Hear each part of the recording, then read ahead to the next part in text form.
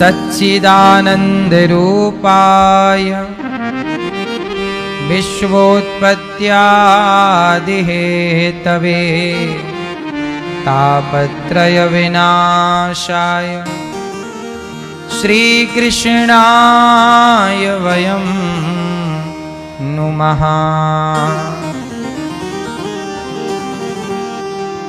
सच्चिदानंद रूपाय, भगवान कैसे हैं?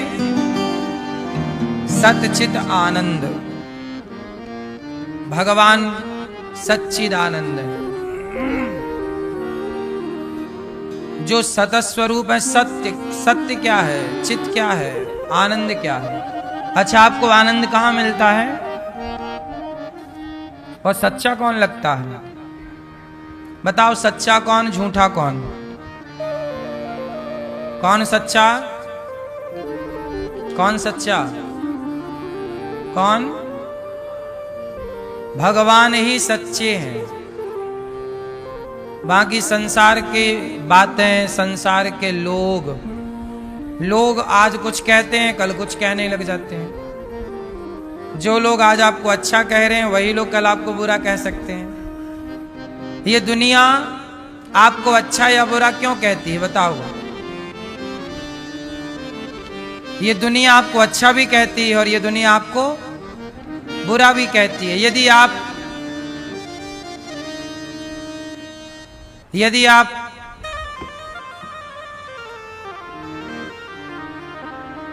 आपसे किसी का स्वार्थ पूरा हुआ, जैसे आपसे किसी ने कहा कि भाई साहब हमारा ये काम कर दो और आपने कर दिया, तो आप बहुत अच्छे हैं।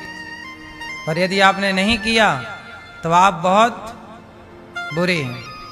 इसका मतलब है कि आप अच्छे और बुरे नहीं हैं, सामने वाला अपने नजरिए से आपको अच्छा या बुरा मानता है।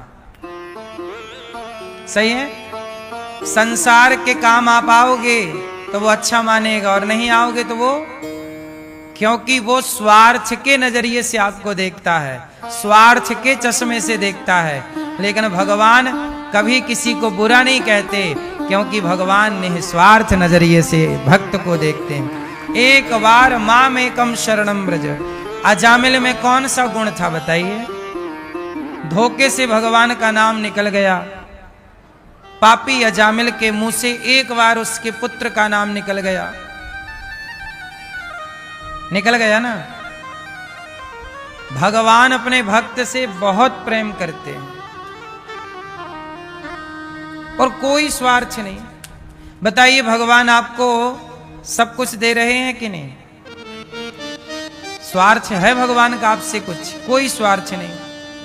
इसलिए भगवान ही सच्चे हैं, जो निस्वार्थ प्रेम करते हैं अपने भक्तों से। आप पूजा करो मत करो, पर भगवान सब कुछ आपको दे रहे हैं। प्रकाश दे रहे हैं, पानी दे रहे हैं। भगवान पानी ना दें, प्रकाश ना दें, तो क्या कर लोगे आप? इसलिए भगवान की कृपा से सब कुछ मिल रहा है। और वो भगवान कैसे हैं? सच्चे हैं। और ये संसार कैसा है? स्वार्थी। स्वार्थ लाग करें सब प्रीति, सुर नर मुनि जन की यह रीति।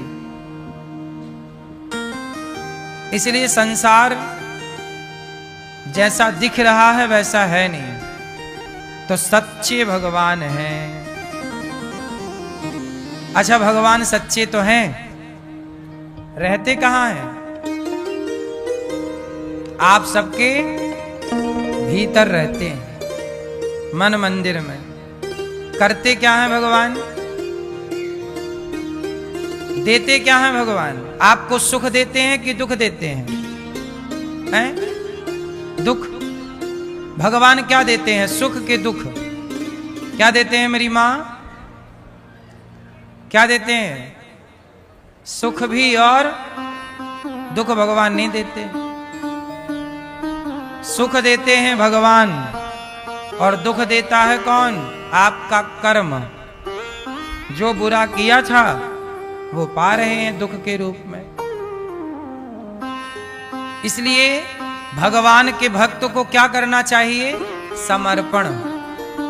अच्छा बताओ, भक्ति कहां से स्टार्ट होती है? भक्ति किसे कहते हैं? क्या है भक्ति मेरी मां?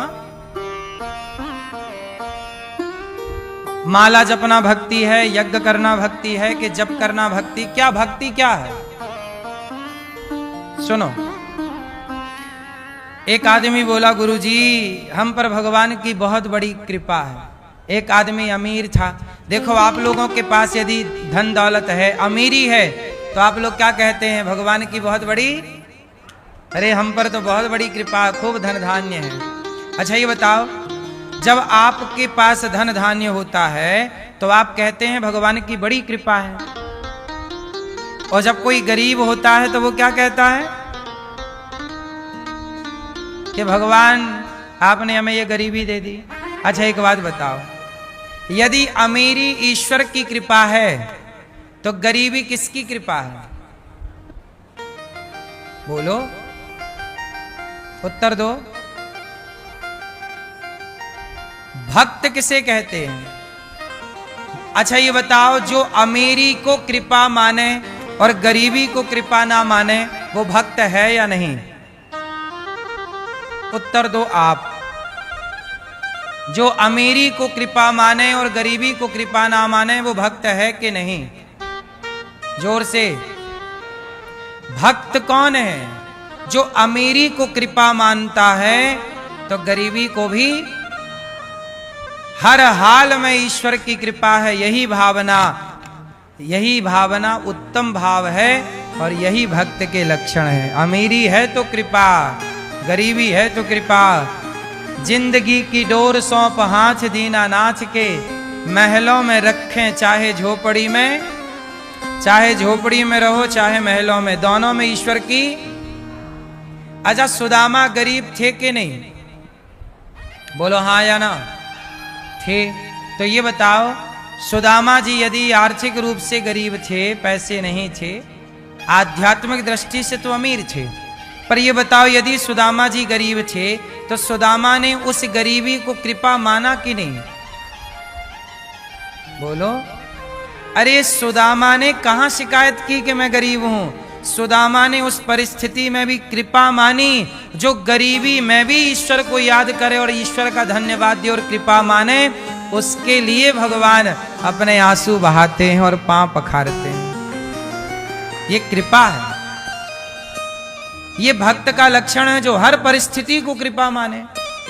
आप कैसे हैं कि अमीरी को तो कृपा मान रहे हैं, अरे भगवान की चकाचक कृपा है, और जरा सा समय बिगड़ा, अरे भगवान की भक्ति की पर ये हो गया वो हो गया।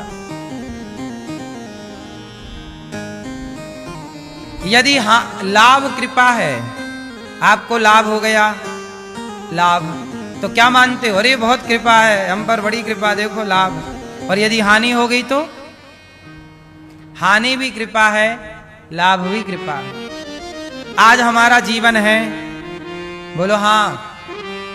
यदि मृत्यु आ जाए तो जीवन में कृपा है, तो मृत्यु में भी, जिस दिन हमारा जन्म हुआ उस दिन भी बिहारी जी की बड़ी कृपा थी, और जिस दिन हमारी मृत्यु होगी वह भी कृपा का ही दिन होगा।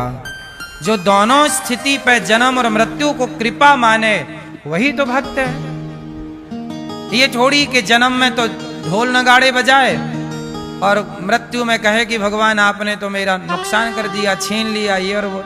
अरे जब दिया उसने था तो लेगा भी वही। दिया किसने था?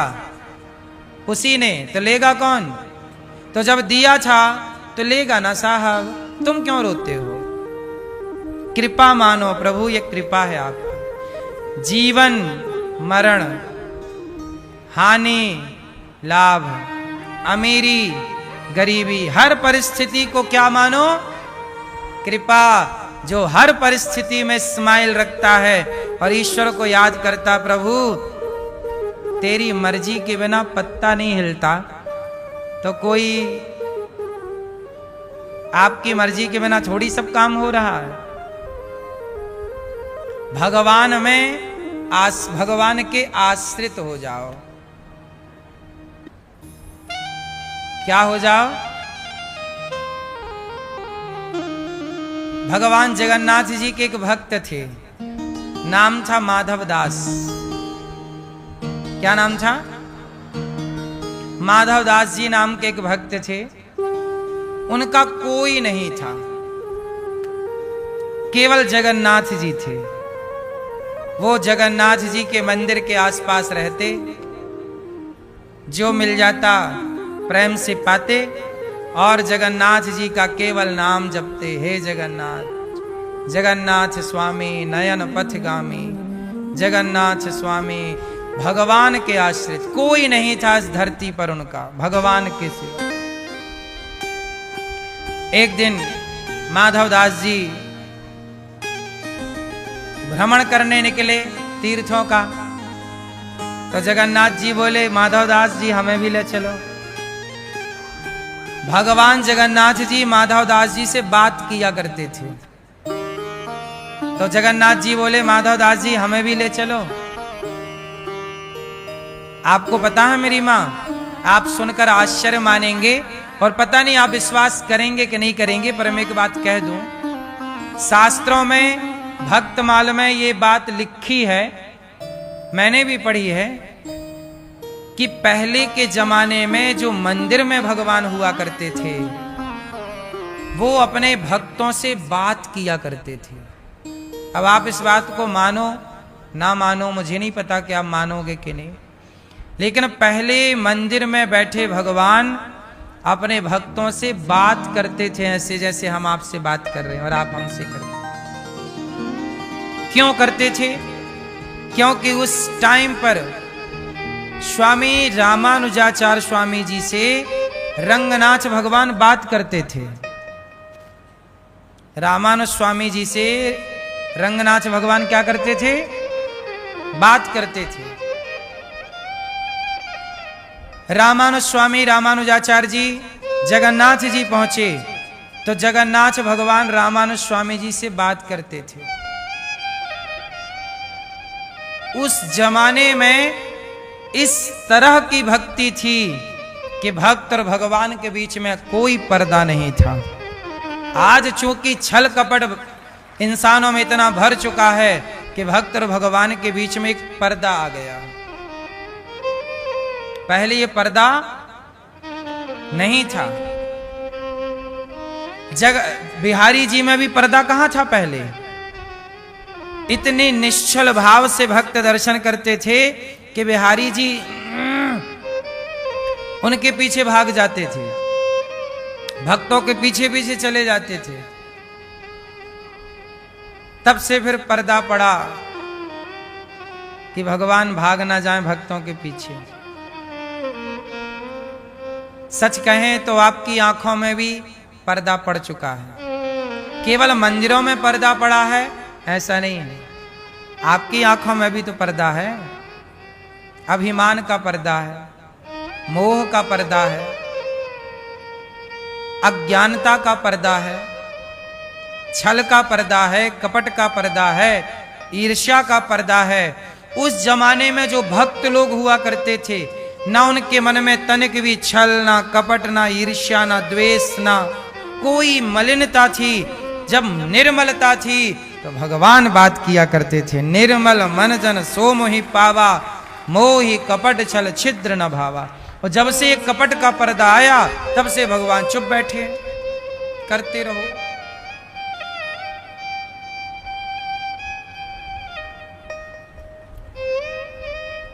पहले धर्म ज्यादा था, पाप नहीं था। पहले था, कम मात्रा में था। आज पुण्य और सत्य कम मात्रा में बचा है। तो माधव दास जी से जगन्नाथ जी बात करते थे। तो माधव दास जी बोले जगन्नाथ जी अब मैं जा रहा हूं चारों धाम की यात्रा में, आपका संसार देख के आऊंगा, कैसा आपका संसार है, कैसी आपकी सृष्टि है और आप कहां कहां किस किस रूप में विराजे हो। मैं आपके हर रूप का दर्शन करना चाहता हूं, क्योंकि एक ही भगवान अनेक धामों में, अनेक नामों से, अनेक रूपों में वही ना ठाकुर विराजा है, कोई अलग ईश्वर थोड़ी विराजे। तो माधव दास जी बोले कि मैं जाके सब दर्शन करके आता हूं। जगन्नाथ जी बोले माधवदास जी हमें भी ले चलो। माधवदास जी बोले नहीं, हम आपको नहीं ले जाएंगे। अरे हम तो कहीं भी मांग के खा लेंगे, लेकिन आप जाओगे तो आपको बढ़िया चकाचक खिलाना पिलाना पड़ेगा, और हमारे पास कहाँ है, एक लंगोटी है, कमर ढक लेते हैं, उसके सिवा हमारे पास कपड़ा भी नहीं है पूरे बदन को ढकने के लिए, तो हम कपड़ा भी नहीं जोड़ पा रहे हैं और हमें चाहिए भी नहीं, तो हम आपकी कहाँ सेवा करेंगे और आपको कहाँ 56 भोग खिलाएंगे, कहाँ भोग लगाएंगे। आपकी सेवा आरती तो ठाट बाट से होनी चाहिए, भगवान हो आप। हम तो कहीं भी पेड़ के नीचे सो जाएंगे, आप कहाँ सोओगे, इसलिए आप यहीं रहो, हम जा रहे हैं, आप यहीं विराजो।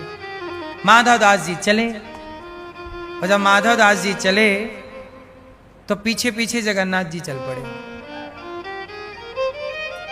पर माधवदास जी को दिख नहीं रहे हैं। अब माधवदास जी को ना चले और जगन्नाथ जी के मंदिर के जरा आगे चले, पुरी से बाहर निकले कि उन्हें बहुत जोर की भूख लगाई माधवदास जी को, और जैसे ही भूख लगी बोले मुझे भूख तो ऐसे लगती नहीं है, आज जल्दी भूख क्यों लगाई, इतने बजे भूख तो लगती नहीं है, पर लगाई तो चलो मांग लेते हैं। तो वहां एक मैया थी, तो मैया से कहा मैया वैसे देखो अभी भोजन का टाइम तो है नहीं, पर आप यदि आज्ञा करो तो हमें भूख लगी है, कुछ हमें बना के दे सकती हो। तो मैया बोली कि चलो तुम तो साधु हो, आओ महाराज बैठो। मैया ने कहा आप बैठो, मैं आपके लिए बनाती हूँ। तो बनाई मैया भोजन, और भोजन में जब भोजन बनाया तो परोसने लग गई, थाल लगाई और थाल में बढ़िया जो भी बनाया होगा उन्होंने परोसा, और वो परोसती जा रही है, बूढ़ी अम्मा रोती जा रही है, आंखों में आंसू बह रहे हैं। तो माधवदास जी ने कहा मैया तुम रो रही हो, क्या हुआ? अरे महाराज ये बताओ तुम कहां जा रहे हो? बोले हम जा रहे हैं चारों धाम की यात्रा करने और अपने भगवान के अनेक नाम अनेक रूपों का दर्शन करने जा रहे हैं। तो मैया बोली बाबा तू कितना निर्दयी है। निर्दयी? मैया मैंने तेरे का बिगाड़ लियो, मैं काय को निर्दयी? रोटी मांग ली तेरे से तो निर्दयी है गयो। अरे बाबा रोटी की बात ना है तो का कहे मैया? अरे मैया बोली बाबा ये तेरे संग इतनो प्यारो बच्चा है, छोटो सो छोरा, यो को तू लेके कहाँ डोलेगो, कहाँ कहाँ जाएगो, या के पाँव में कांटे कंकड़ चुभेंगे, और कहाँ तू या को भोग लगाएगो, कहाँ खवाए पिवाए, या कि महतारी बाप कहाँ है, या के माँ बाप कहाँ है?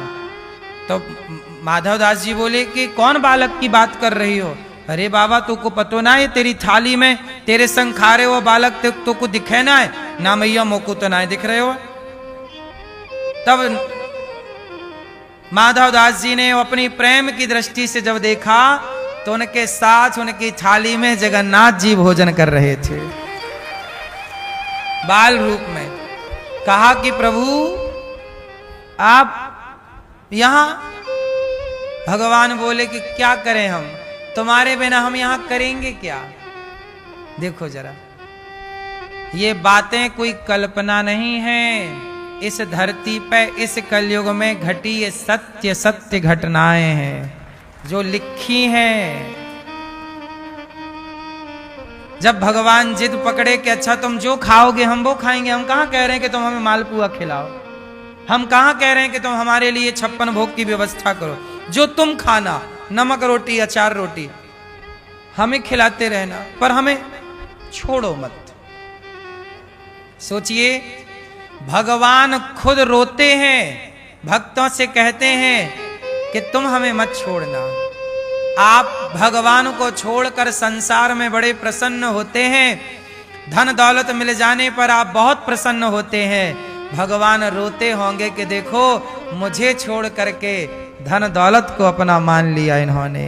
और जो भगवान को अपना मानता है भगवान उनके लिए। अब माधवदास जी चले, चलते चलते कई दिन बीत गए। एक दिन क्या हुआ, माधवदास जी का पेट खराब हो गया, कोई बीमारी लग गई। स्वाभाविक इंसान है तो हम सबका हाल बिगड़ता रहता है, सुधरता रहता है, शरीर है। अब माधव दास जी के एक दिन हो गया पेट खराब, तो वो ना समुद्र के किनारे थे, कहीं गांव था बगल में, वहां सागर भी था समुद्र भी था, तो वहां एक गुफा सी थी पत्थर की। तो माधव दास जी आज स्वास्थ्य खराब था तो वहीं गुफा में विराजे थे, पर बार बार ना उन्हें शौच करने जाना पड़ रहा था, पेट खराब था तो बार बार शौच करने जाएं। अच्छा, उनके पास लंगोटी 2-3 ही थी, तो क्या हुआ कि वो शौच करने जाएं तो उनकी इतनी भी हिम्मत नहीं थी कि वो अपनी लंगोटी धुल सकें, तो लंगोटी बगल में रख देते कि स्वास्थ्य ठीक होगा तो धुलूंगा, वरना वो मल से भरी लंगोटी। जब थोड़ा होश आया तो देखा कि उनकी लंगोटी धूप में सूख रही थी, सूख रही। अब कहा कि भाई मेरे साथ तो कोई नहीं है। अच्छा, उन्होंने फिर भगवान से निवेदन कर दिया कि आप जाओ, हम आपको लेके नहीं जाएंगे। तो भगवान फिर वहां से उनकी दृष्टि में चले गए, पर भगवान गए नहीं, उन्हें दिख नहीं रहे थे, पर भगवान थे साथ में। अब उनकी लंगोटी धूप में सूख रही है, और एक लंगोटी जो बाहर बगल में रखे थे मल से भरी, वो भगवान समुद्र में ले जाके साफ कर रहे थे। अब जब उन्होंने फिर दृष्टि डाली, प्रेम से देखा, तो भगवान उनकी लंगोटी धुल रहे थे। जब लंगोटी धुल कर आए तो भक्त रो रहे हैं। माधव दास जी रोने लगे, प्रभु ये क्या किया आपने, हमारी लंगोटी आप धुल रहे हैं। तब भगवान ने कहा कि माधव दास ये बता कि तुम्हारा मेरे सिवा कोई है। माधव दास जी ने कहा, प्रभु ये तो सही है कि मेरा आपके सिवा कोई नहीं है। तो भगवान बोले कि जब मेरे सिवा तुम्हारा कोई नहीं है तो तुम्हारी इस हाल में सेवा कौन करेगा, मैं ही तो करूंगा, क्योंकि मेरे सिवा तुम्हारा कोई नहीं है। बस याद रखिएगा, सुनहरी मैंने निर्बल केवल राम। यदि आपका कोई नहीं है और आपने समर्पण किया है तो हमारा भगवान इतना दयालु है कि वो तुम्हारे जूठे बर्तन भी और तुम्हारी लंगोटी भी साफ करने को तैयार है। प्रेम में बिक जाते हैं भगवान, कोई खरीदने वाला हो तो खरीद ले, बिक गए भगवान। मोहन प्रेम बिना नहीं मिलते, चाहे कर लो कोटि उपाय। जटायु पक्षी थे। जटायु कौन थे? पक्षी। पर पक्षी जटायु को जब राम ने पंख कटे देखे और जटायु राम राम पुकार रहे, तो भगवान ने जटायु को उठाकर गोद में बिठा लिया, गोद में लिटा लिया, और अपने जटाओं से जटायु जी के पंख साफ कर रहे हैं। पंख ऐसे जटा बड़ी बड़ी है ना राम जी की, बाल, उससे जटायु के पंख साफ कर रहे हैं ऐसे ऐसे, और पंख साफ करके और जटायु के नेत्रों के जल को साफ कर रहे हैं राम। रो रहे हैं राम। दशरथ जी रो रहे थे, राम ना जाओ, राम ना जाओ। बाप पिता के दुख पर राम दुखी ना हुए, पर जटायु के इस प्रेम पर राम रो पड़े हैं। जटायु आपने पक्षी होकर हमारे लिए आपने अपने प्राणों का त्याग कर दिया, पंख कट गए आपके। अविरल भगति मांग वर गीध गयऊं हरिधाम, तेहि की क्रिया यथोचित निज कर कीन्ही राम।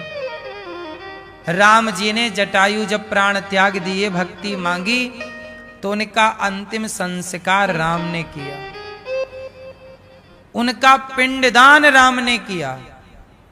जटायु को पिता का सम्मान दिया श्री राम ने। जटायु एक पक्षी है, और उस पक्षी को किसका सम्मान दे रहे हैं? पिता का। आज भी देखो, राम की कथा बिना जटायु की कथा के पूरी नहीं होती।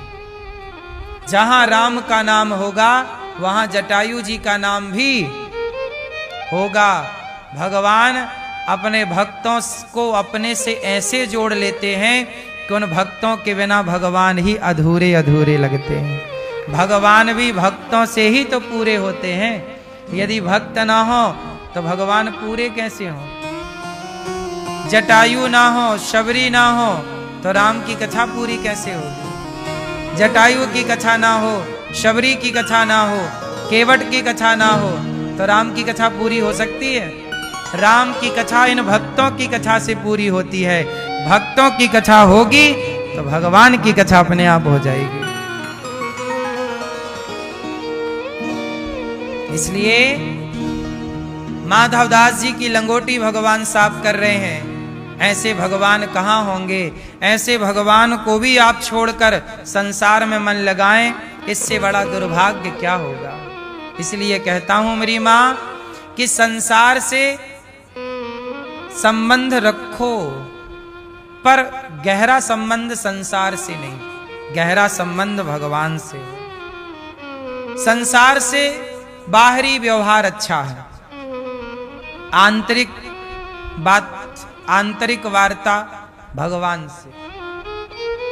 भगवान ही अपने हैं, इसलिए भगवान से संबंध जोड़ करके रखिए। भगवान ही विश्व की उत्पत्ति, पालन, संहार, विश्वोत्पत्ति आदि हेतवे। वही है सृष्टि के पालन करता, संहार करता, सृष्टि करता। हमारा दुख संसार में दूर कोई कर सकता है तो केवल भगवान। तो हमने आपको यही निवेदन किया कि हर परिस्थिति में जो कृपा माने वो कौन है? वो कौन है? वो भक्त है। भक्त के लक्षण क्या है? सुख में भी कृपा तो दुख में भी, हानि में कृपा तो, जीवन में कृपा तो, मृत्यु भी ईश्वर की कृपा। अच्छा, कुछ बीमारियां ऐसी हैं जो डॉक्टर ठीक कर देते हैं, बोलो हाँ, लेकिन कुछ बीमारियां हैं जो ठीक नहीं होती। लाख रुपया आपने खर्च कर लिया, बड़े बड़े डॉक्टरों को आपने दिखाया, अमेरिका के डॉक्टरों को भी आपने दिखा दिया, लेकिन आपकी बीमारी जा नहीं रही है। इसका मतलब है कि वो बीमारी नहीं है। वो क्या है? वो तुम्हारे कर्मों का दंड उस बीमारी के रूप में मिला है।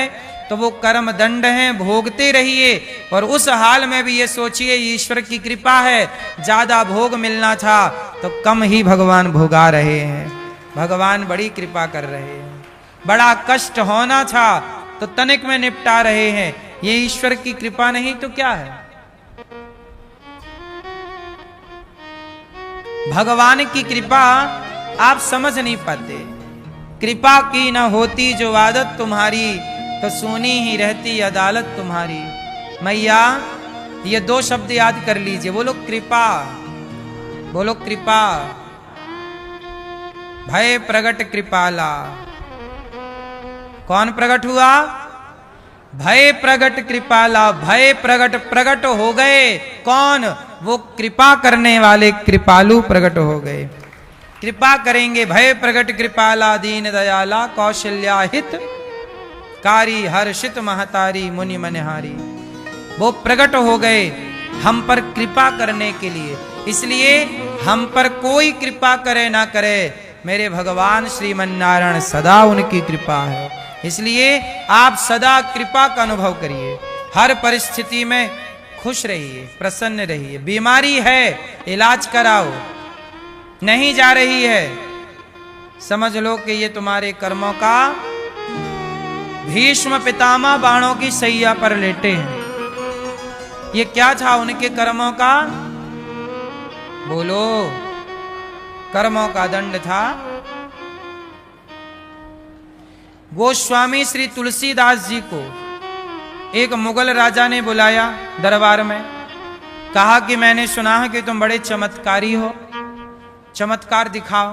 तुलसीदास जी बोले, मैं कोई चमत्कार नहीं दिखाता, मैं तो राम का दास हूं। तो उस मुगल राजा ने तुलसीदास जी को जेल में बंद कर दिया। चलो, बड़े भक्त बने घूम रहे हो, चलो जेल में। जेल में डाल दिया।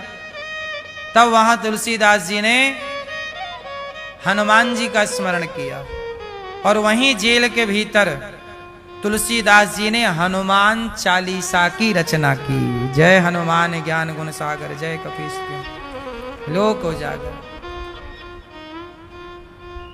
जो यह पढ़े हनुमान चालीसा हो यह सिद्धि, जो शतवार पाठ कर कोई छूटय बंद। हनुमान चालीसा जो पढ़ेगा वह बंधन से मुक्त हो जाएगा। क्योंकि तुलसीदास जी ने जब ये हनुमान चालीसा लिखा तो इतने सारे बंदर आए कि उस मुगल राजा की सारी सेना को और पूरे राज्य में हाहाकार मचा दिया। तब कहा किसी ने, महाराज आपने एक भक्त को बंदी बना रखा है, जल्दी आजाद करो। तब छोटे तुलसीदास जी को छोड़ा, सा सम्मान विदा किया। तो हनुमान जी तुरंत हनुमान चालीसा के प्रभाव से तुलसीदास जी की रक्षा करने आ गए।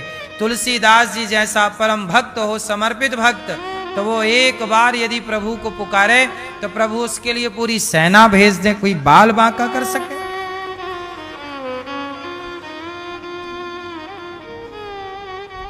भरोसा तो हो। ऐसे भगवान जो सारे दुखों को दूर करते हैं, श्री कृष्णाय वयम नुमः, राधा सहित ऐसे कृष्ण को हम नमस्कार करते हैं।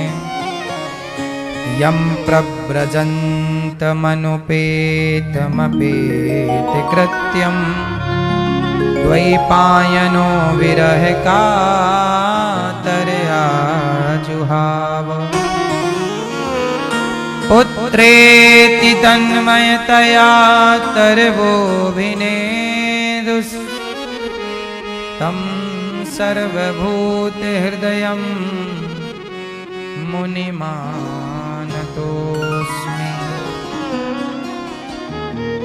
सुखदेव भगवान का प्राकट्य हुआ और जन्म लेते ही भगवान का चिंतन करने चले गए। 12 वर्ष अपनी मां के पेट में रहे। हमारे पूज्य गुरु जी ने हमें एक कथा सुनाई जब आप हमें पढ़ा रहे थे। गुरु जी ने बताया कि सुखदेव भगवान कौन है। गुरु जी ने हमें एक कथा सुनाई कि एक तोता था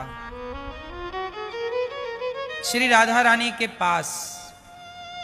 तो राधा रानी उस तोते को अनार के दाने खिलाया करती और कृष्ण कृष्ण जपाया करती। कहो मिट्ठू श्री कृष्ण कृष्ण कृष्ण। वो तोता कृष्ण कृष्ण बोलता, पढ़ता। एक दिन क्या हुआ कि वो तोता पक्षी था, पक्षी स्वभाव था, फुर्र से उड़ गया। मौका मिला उड़ने का, पिंजरा खुला रह गया या कुछ भी, उड़ गया। उड़ता उड़ता कहाँ पहुंचा? नंद भवन में, नंद बाबा के यहाँ, जहां भगवान कृष्ण अपने सखाओं के संग खेल रहे थे। तो वहां तोता बैठा और वो पढ़ा क्या था? कृष्ण। तो कृष्ण कृष्ण बोला तो कन्हैया के सखाओं ने कहा ये तो प्रभु आपको पुकार रहा।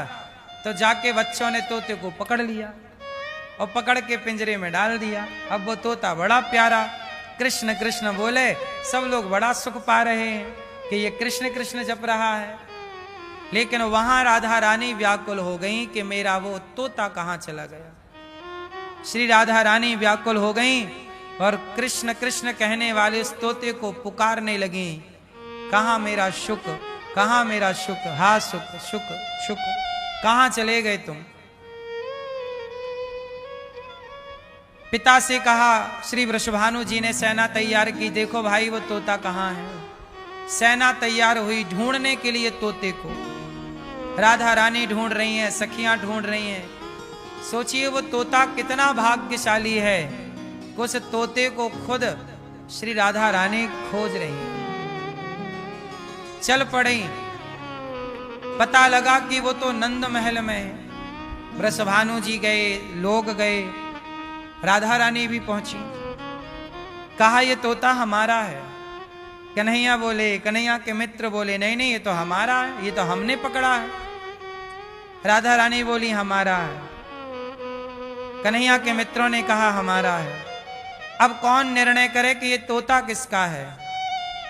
तब कहा वृषभानु जी ने कि चलो तोते से ही पूछ लेते हैं कि भाई तू ही बता किसका है।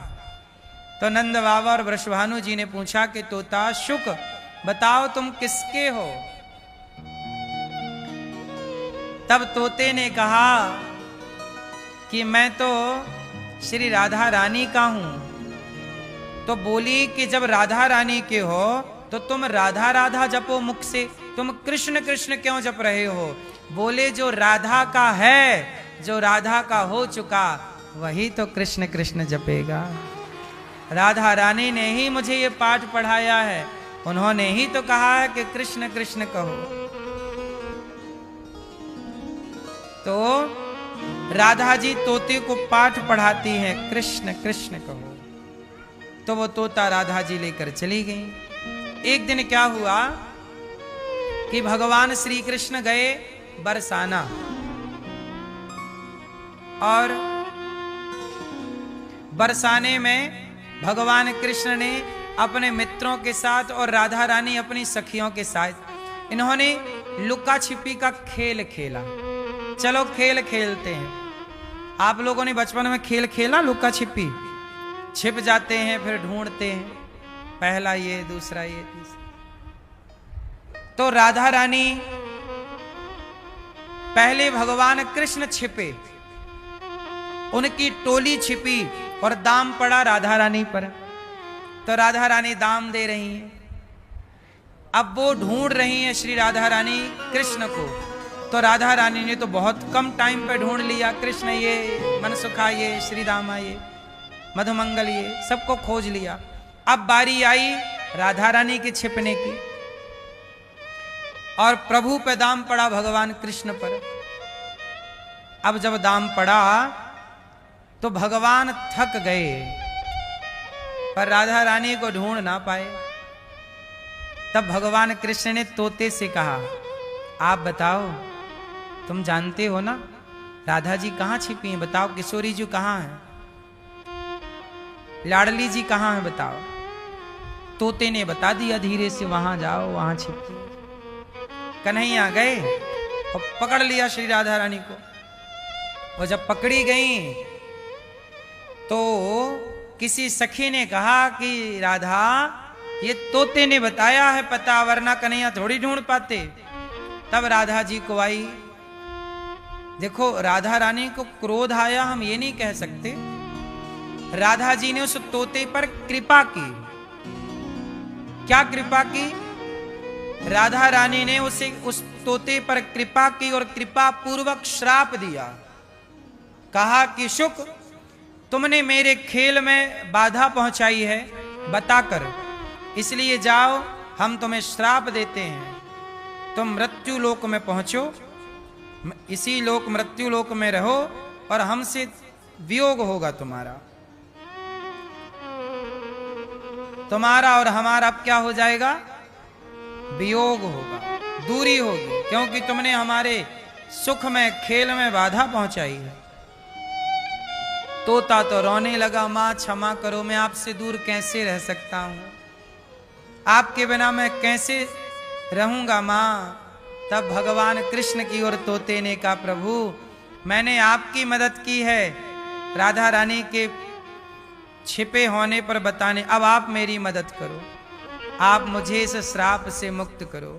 तब भगवान कृष्ण बोले, तोता ये श्राप नहीं है, ये कृपा है, ये मेरी मर्जी है कि आप जाओ और आप सुखदेव जी बन करके जाओ और मेरा और राधा रानी के प्रेम का संसार में प्रचार करो भागवत के रूप में, क्योंकि आपसे बढ़िया हमारा प्रचारक कोई हो नहीं सकता, जो आप सब कुछ समझते हो, जानते हो, और आप जाना इस धरा पर कृष्ण नाम का, भागवत जी का, राधा नाम का प्रचार करना।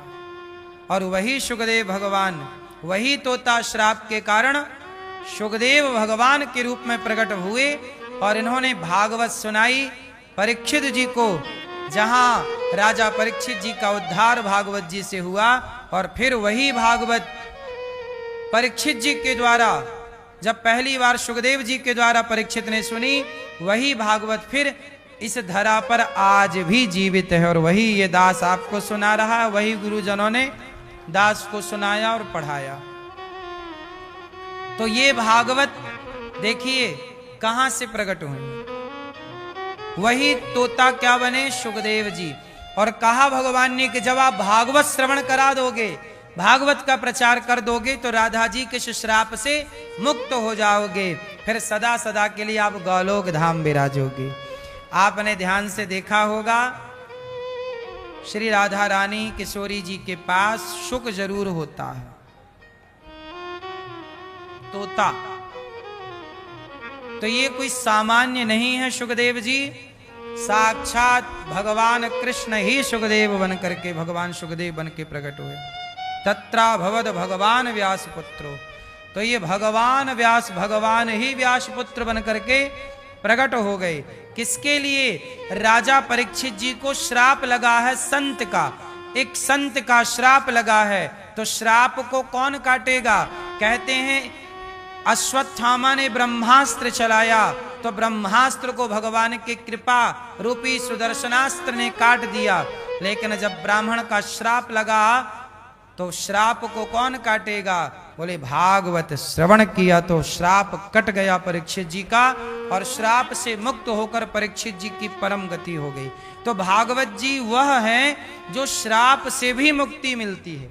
ये मानवः पापकृतस्तु सर्वदा सदा दुराचार रता विमार्ग गाहा, क्रोधाग्नि दग्धः कुटिलाश्च कामिनः सप्ताह यज्ञेन कलौ पुनन्ति। कितना भी बड़ा पापी हो, कोई भी पाप आपने जाने अनजाने में किया हो, इसलिए तो कहते हैं कि जब भागवत आप सुनते हैं, आप अपने पितरों के लिए, पूर्वजों के लिए भागवत का अनुष्ठान पोथी पाठ कराते हैं, तो आप और आपके पूर्वज हर पाप से मुक्त होकर भगवान के धाम जाने के अधिकारी हो जाते हैं। ये भागवत जी का वचन है। भागवत सुनने वाले की दुर्गति नहीं हो सकती, अधोगति नहीं हो सकती। आप लोग जितने लोग भागवत सुन रहे हैं, आपकी कभी अधोगति नहीं हो सकती। ये हो सकता है कि आपने पाप किए हो तो पाप का दंड आपको मिल सकता है, लेकिन आप पूर्ण समर्पण कर दो तो वो भी क्षमा हो जाएगा। पर समर्पण पूरा नहीं भी हो पाया, और चूंकि आपने भागवत सुनी है, तो आप वो कर्मों का फल भोग के मोक्ष के ही अधिकारी बनोगे। क्योंकि गीता में एक वाक्य लिखा है, अवश्यमेव भोक्तव्यम। और दूसरी बात ये भी लिखी है कि अहम त्वा सर्व पापेभ्यो मोक्षयिष्यामि मा शुचः। देखो, दो बातें हैं। यदि आपने भगवान के चरणों में समर्पण नहीं किया और आप मर गए, तो आपने जितने पाप किए हैं वो पापों को भोगना पड़ेगा। और यदि भागवत सुनी है तो पापों को भोगने के बाद आपको मोक्ष मिलेगा, क्योंकि भागवत सुनी। समर्पण नहीं किया तो पाप खड़े रहेंगे, भोगना पड़ेगा। पर यदि मृत्यु के पहले आपने आत्मसमर्पण कर दिया प्रभु के चरणों में, पूर्ण रूप से समर्पण कर लिया, तो पाप समाप्त हो जाएंगे, फिर आपको भोगना नहीं पड़ेगा और आप सदगति आपकी मिलेगी। इसलिए कहता हूं कि भक्तों का पहला लक्षण है समर्पण।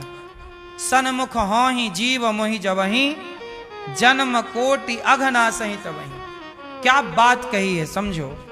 जन्म कोटि, कोटि जन्म का मतलब क्या हुआ? कोटि मतलब, कोटि मतलब करोड़ों, कोटि मतलब जोर से, जोर से करोड़ों। तो अब पूरी बात सुनो। सन्मुख हों ही जीव मोहि जबहि।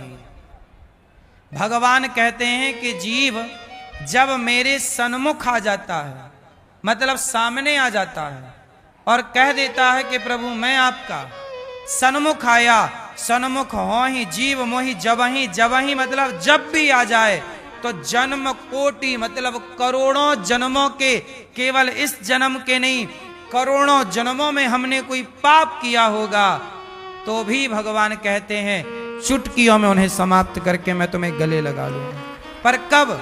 जब आप मेरी माम एकम शरणम ब्रज, एक मेरी शरण में आओ। अब आप शरण में जाते नहीं, भगवान के बनते नहीं।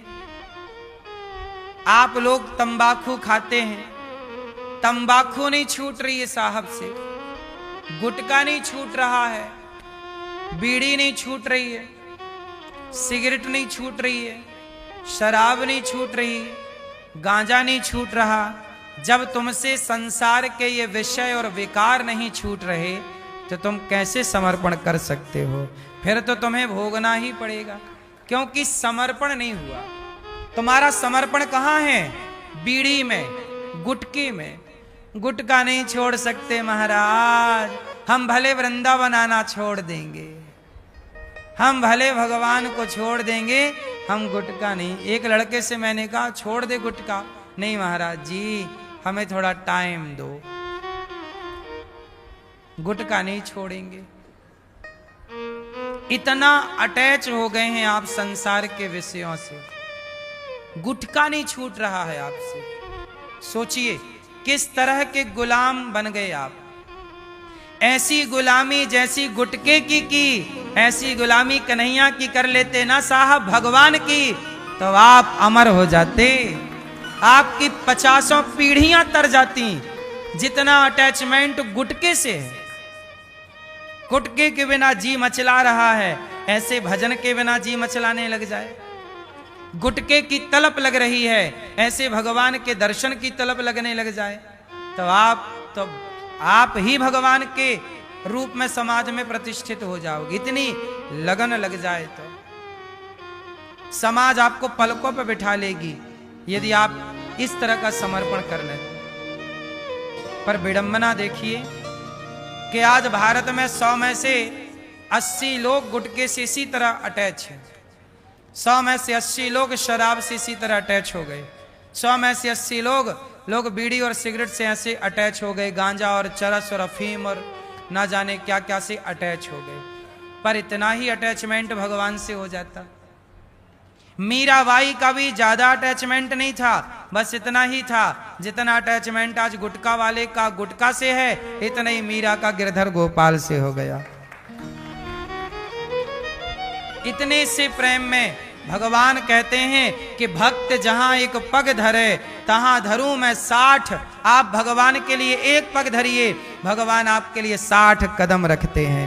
भक्त जहां एक पग धरे तहां धरूं मैं 60, आगे आगे भक्त चले कबहू न छोड़ूं साथ। तो ये भगवान कह रहे हैं कि एक बार मेरी ओर आ तो सही, माँ में कम शरणम ब्रज, एक मेरी शरण में आ।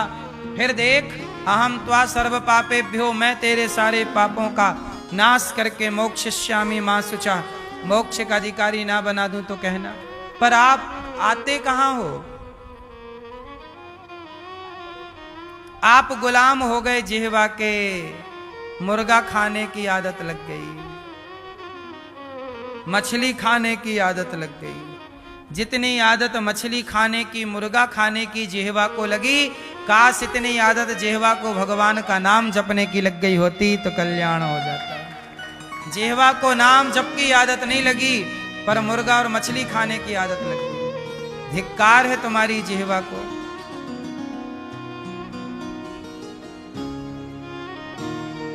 धिक्कार है तुम्हारी उन आंखों को जो भगवान को नहीं देखती, संसार की सुंदरता में उलझी रहती। देखना है तो भगवान को देखो। धिक्कार है उन कानों को जो कान केवल प्रपंच सुनने के लिए है, जो कथा नहीं सुनते। धन्य है वो कान जो भगवान की कथा में लगे रहते हैं। धन्य है उनकी आंख जो भगवान के दर्शन में लगी रहती है। धन्य है आप लोगों के पांव कि आपके पांव चलकर वृंदावन की ओर आए। धन्य है आपका हृदय कि आप अपने हृदय में भगवान को बिठा रहे हैं। इसलिए मेरी माँ, संसार की वासना, संसार की वस्तुएं आपके भीतर इतने प्रभावी ना हो जाएं कि आप भगवान को ही भूल जाएं। हावी मत होने दीजिएगा, गुलाम मत बनिए इन चीजों के। नशा करना है तो कृष्ण नाम का नशा करिए, सेवा का नशा करिए, अच्छे काम का नशा करिए।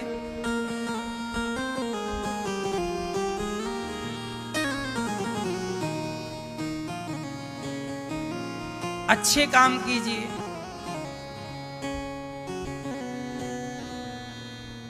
आज ये दास अनिरुद्ध, अभी यमुना जी का जल बढ़ रहा है, बहुत सारे भक्तों के घर में पानी घुस गया।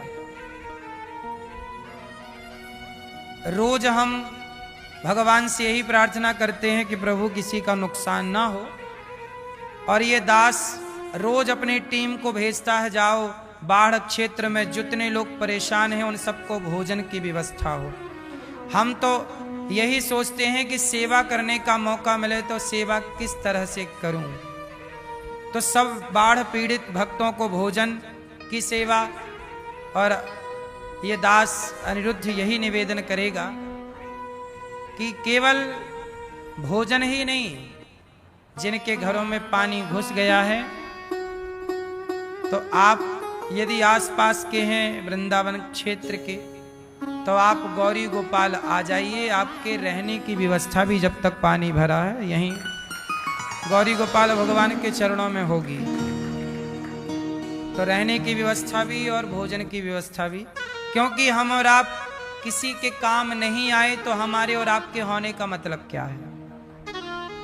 तो कोशिश करिए कि हम किसी के काम आए। सोचना है तो ऐसा सोचो ना कि हम किसी के काम आ सके। कहां हम काम आ सकते हैं? हम ये क्यों सोचें कि यार वो वाला गुटखा खाएं कि वो वाली शराब पिए? क्यों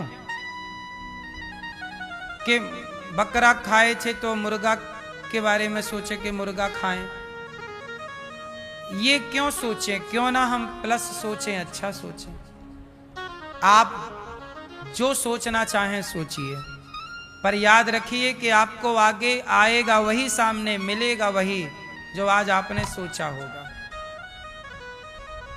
तेरा किया ही तो तेरे आगे आता है। इसलिए सुखदेव भगवान प्रकट होते हैं और प्रकट होते ही चल पड़ते हैं। पुत्र पुत्र पुत्रेति तन्मयतया तरवो विनेदुस। वेद व्यास जी कह रहे हैं बेटा रुक जाओ, शादी विवाह कर लो फिर जाना। कहा ना पिताजी, माया बड़ी प्रबल है, मैं जरा ठहरा तो पकड़ लेगी माया। संसार में बहते रहो। अच्छा बताओ, रुका हुआ पानी साफ होता है कि बहता हुआ पानी? बोलो। तो आप ठहरे हो कि बह रहे हो?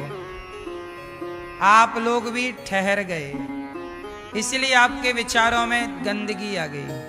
ठहर गए ना, इसलिए कहता हूं बहते रहो। अपने घर से बहो तो वृंदावन आ जाओ, वृंदावन से बहो तो घर चले जाओ, फिर घर से बहो तो अयोध्या जी चले जाओ। कभी अयोध्या जी कभी वृंदावन, तीर्थों में बहते रहो। संतों के शरण में, सत्संग में बहते रहो। जब बहते रहोगे तो आपके मन में छल कपट न ठहर पाएगा। और यदि आप गृहस्थी के जंजाल में ठहर गए तो आपके मन में भाई के प्रति ईर्ष्या, माँ बाप के प्रति घृणा द्वेष, दोस्तों पड़ोसियों के प्रति कितना जंजाल आपके दिमाग में हो जाएगा। और आप इतने परेशान हो जाएंगे कि आप सोचेंगे चलो अब आत्महत्या कर लेते हैं, और आप मरने की सोचने लग जाएंगे। इतने परेशान हो चुके होंगे आप। इसलिए समय मिले तुरंत बह चलो भगवान की ओर। नदियां बह बह के कहां जा रही हैं? समुद्र की ओर। आप भी बह बह के भगवान की ओर चलो। चलो भगवान की तरफ बहते हैं, भगवान की तरफ बहा करो। बहते रहोगे न मेरी मां तो आपका मन गंदा नहीं होगा। बहता हुआ पानी कहां गंदा? आपका मन यदि रुक गया कहीं एक जगह, गंदा हो गया। आपका मन एक जगह किसी एक स्त्री में रुक गया, किसी पुरुष में रुक गया ना, गंदा हो गया। इसलिए मन किसी एक जगह ना लगकर भगवान के चरणों में, किसी स्त्री में ना लगकर, किसी पुरुष में ना लगकर, किसी वस्तु में ना लगकर, वस्तु में तनिक भी लगा, व्यक्ति में लगा, पत्नी पति मतलब पराई स्त्री पराई पुरुष में लगा, गंदा। हटने मत दो भगवान के चरणों से। यही तो दिक्कत है, आप लोग अपने मन पे कंट्रोल नहीं कर पाते। आज आपका मन कुछ, अभी आप कथा सुन रहे हैं, आपका मन बहुत अच्छा है अभी, वाह वाह बहुत बढ़िया, क्या बात कह रहे हैं महाराज जी, अच्छा लग रहा है। लेकिन जैसे ही आप यहां से उठोगे घंटे भरवा सब भूल जाओगे। फिर आप ऐसी वही मुर्गा, वही मछली, वही शराब खुल रही है।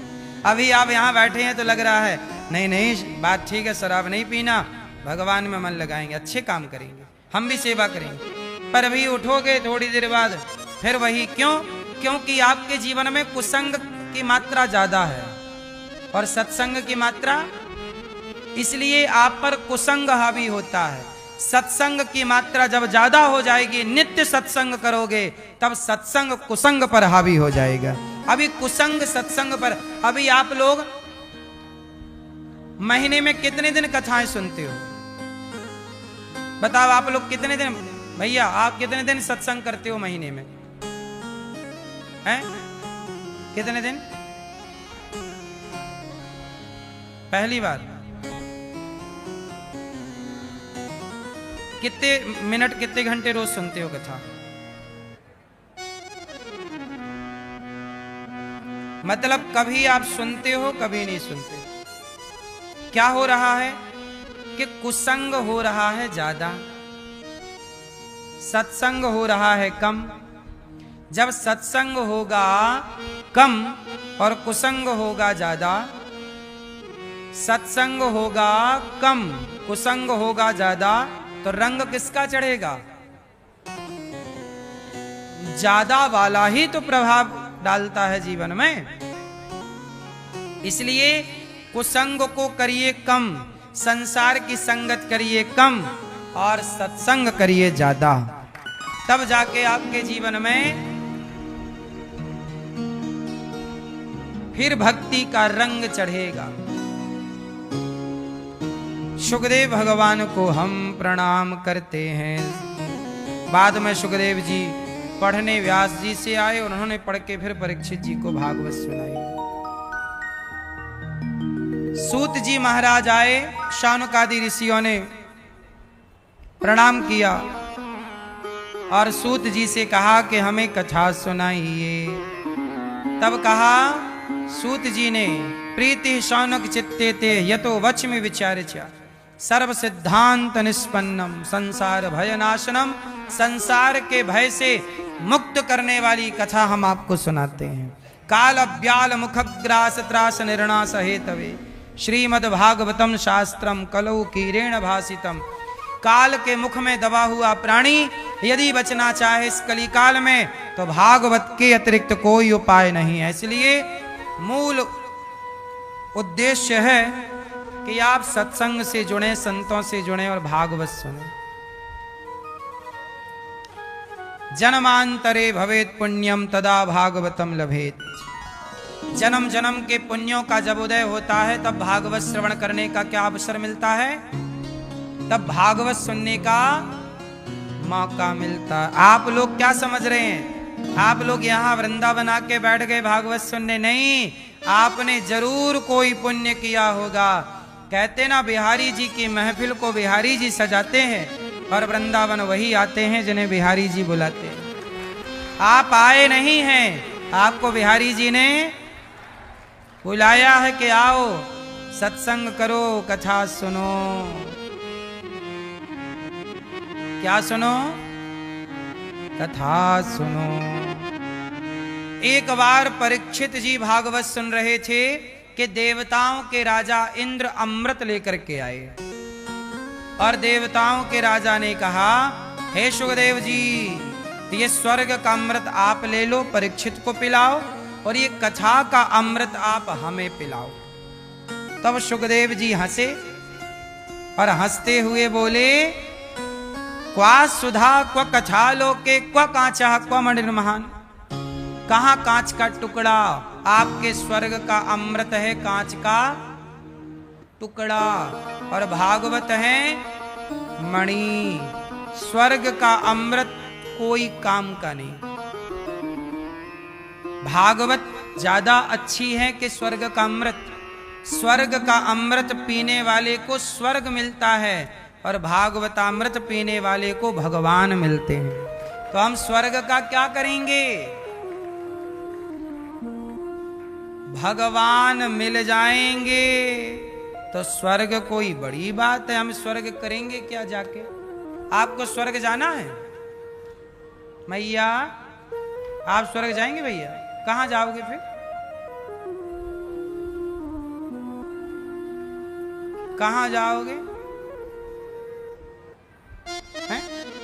मैया आप कहाँ जाओगी? स्वर्ग जाओगी? कहाँ जाओगी? हैं? सभाधाम? सवा धाम कहाँ है? ये आपने बनवाया अपने लिए अलग से?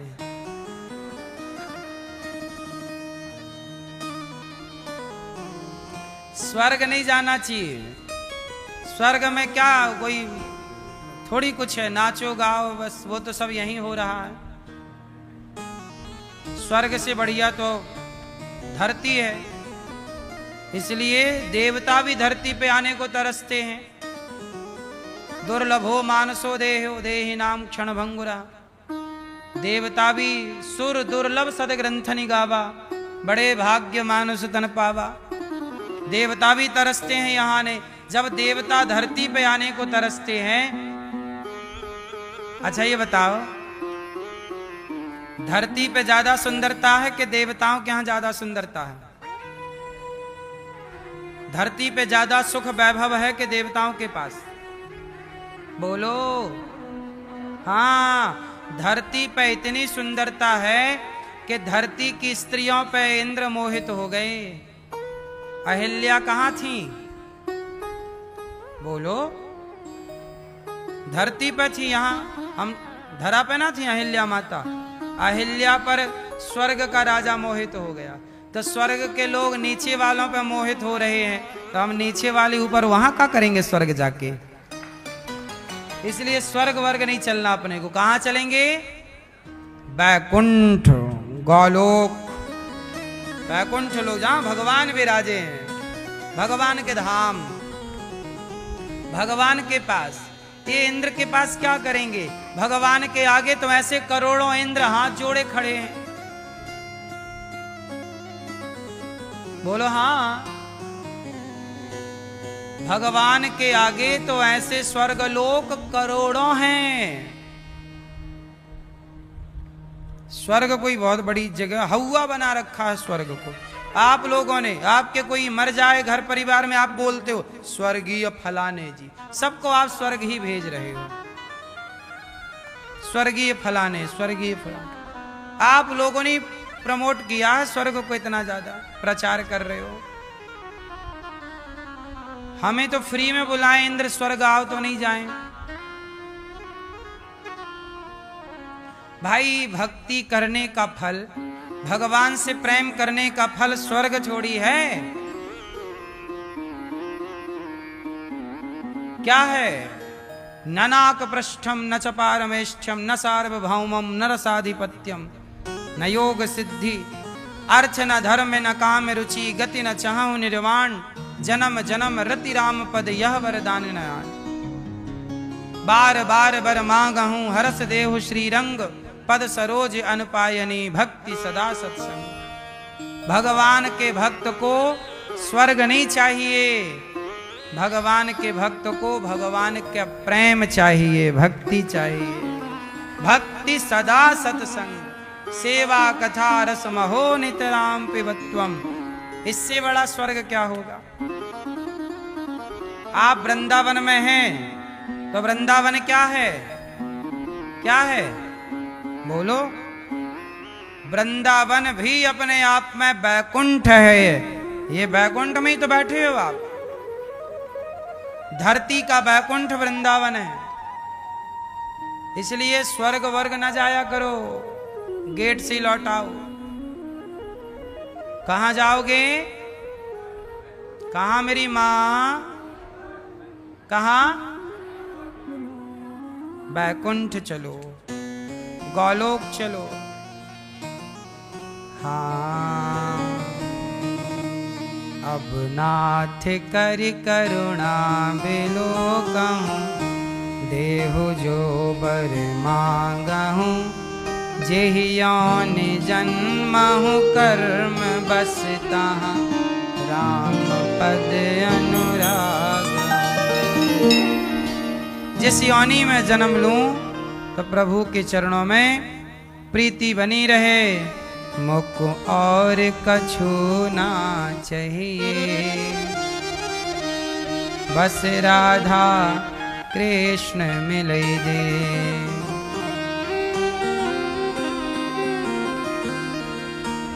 मुख और कछु ना चाहिए।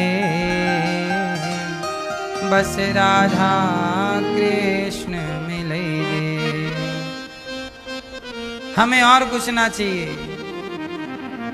केवल भगवान का प्रेम, केवल भक्ति। प्रेम के सिवा और भक्त को चाहिए क्या और उससे होना क्या है? इसलिए आप लोग परेशान ना हुआ करो, है ना मेरी मां?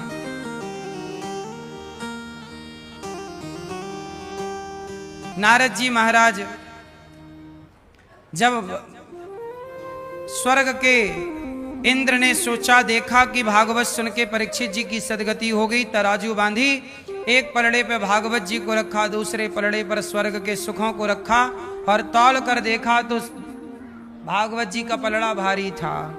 तब भागवत से भगवान प्रकट हो गए। बोलिए भागवत भगवान की। इसलिए कहता हूं, हाँ, संतन के संग लाग रे, तेरी अच्छी बनेगी, होय तेरो बड़ भाग रे, तेरी अच्छी बनेगी, अच्छी बनेगी तेरी बिगड़ी बनेगी, अच्छी बनेगी तेरी बिगड़ी बनेगी, होय तेरो बड़ भाग रे, तेरी अच्छी बनेगी। अच्छी बनानी है तो किन के संग लाग? संतन के संग लाग रे, तेरी बिगड़ी बने। और आप किन के संग लागे हो? आप लागे हो शराबी के संग लागे हो। शराबी जहां जा रहे हो भाई पिलाओ एक पैक। शराबी भैया है क्या बीड़ी? बीड़ी बीड़ी वाला बीड़ी मांगता फिरता है। तंबाकू वाली मैया तंबाकू मांग है, तंबाकू खैनी लाओ। गंजेड़ी है क्या? चिलम मिलम।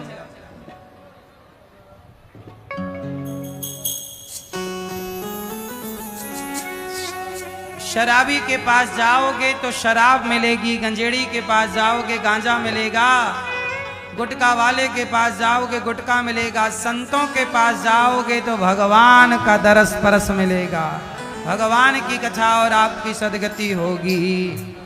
संतन के संग लाग रे, तो आप किन के संग लागोगे? इसलिए संतों को सम्मान देना सीखिए, कथाएं सुनना सीखिए, संतों का अपमान ना कीजिए। संत ही आपका भला चाह रहे हैं। यदि आप बॉलीवुड के संग में लागे, बॉलीवुड के संग में लाग गए, फिर अर्धनंगे घूमोगे। बॉलीवुड के संग में जाओगे तो वो अर्धनग्न घुमाएगी तुम्हें। बोलो हाँ या ना?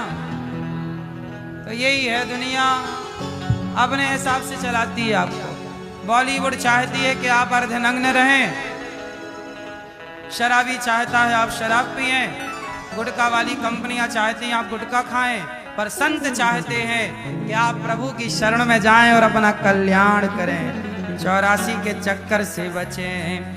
संतन के संग लाग रे, तेरी अच्छी बनेगी,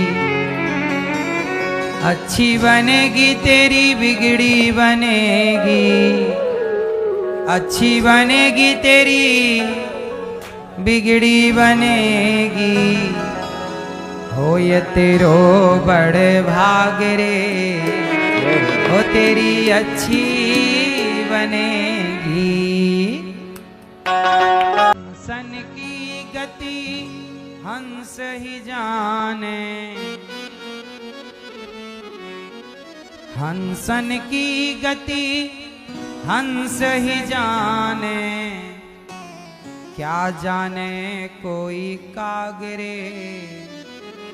काग मतलब कौआ। क्या हंस की भाषा भक्तों की भाषा भक्त जाने। भगवान का प्रेम क्या होता है ये कोई प्रेमी समझ सकता है, कोई संसार का विषय व्यक्ति क्या जाने।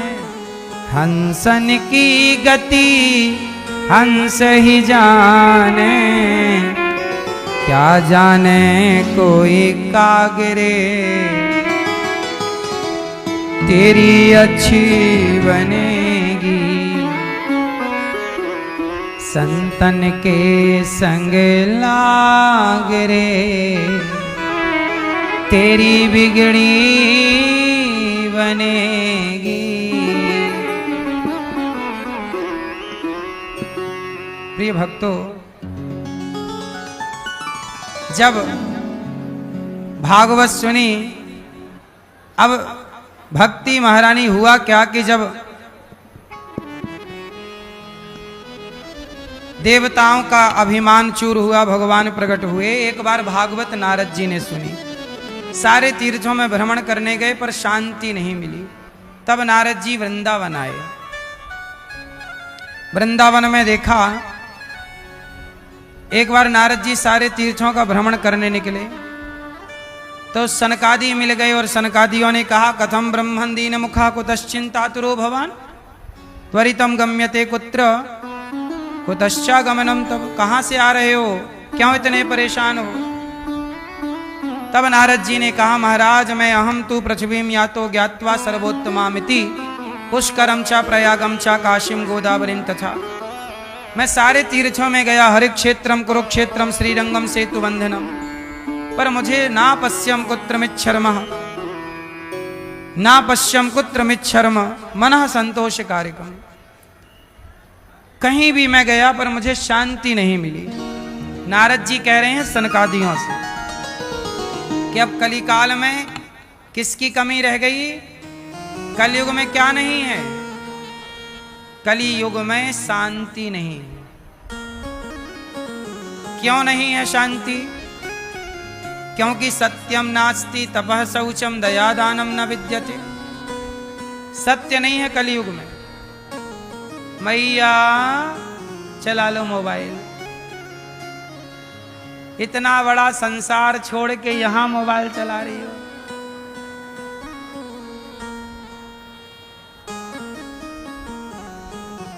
ओ छोरा,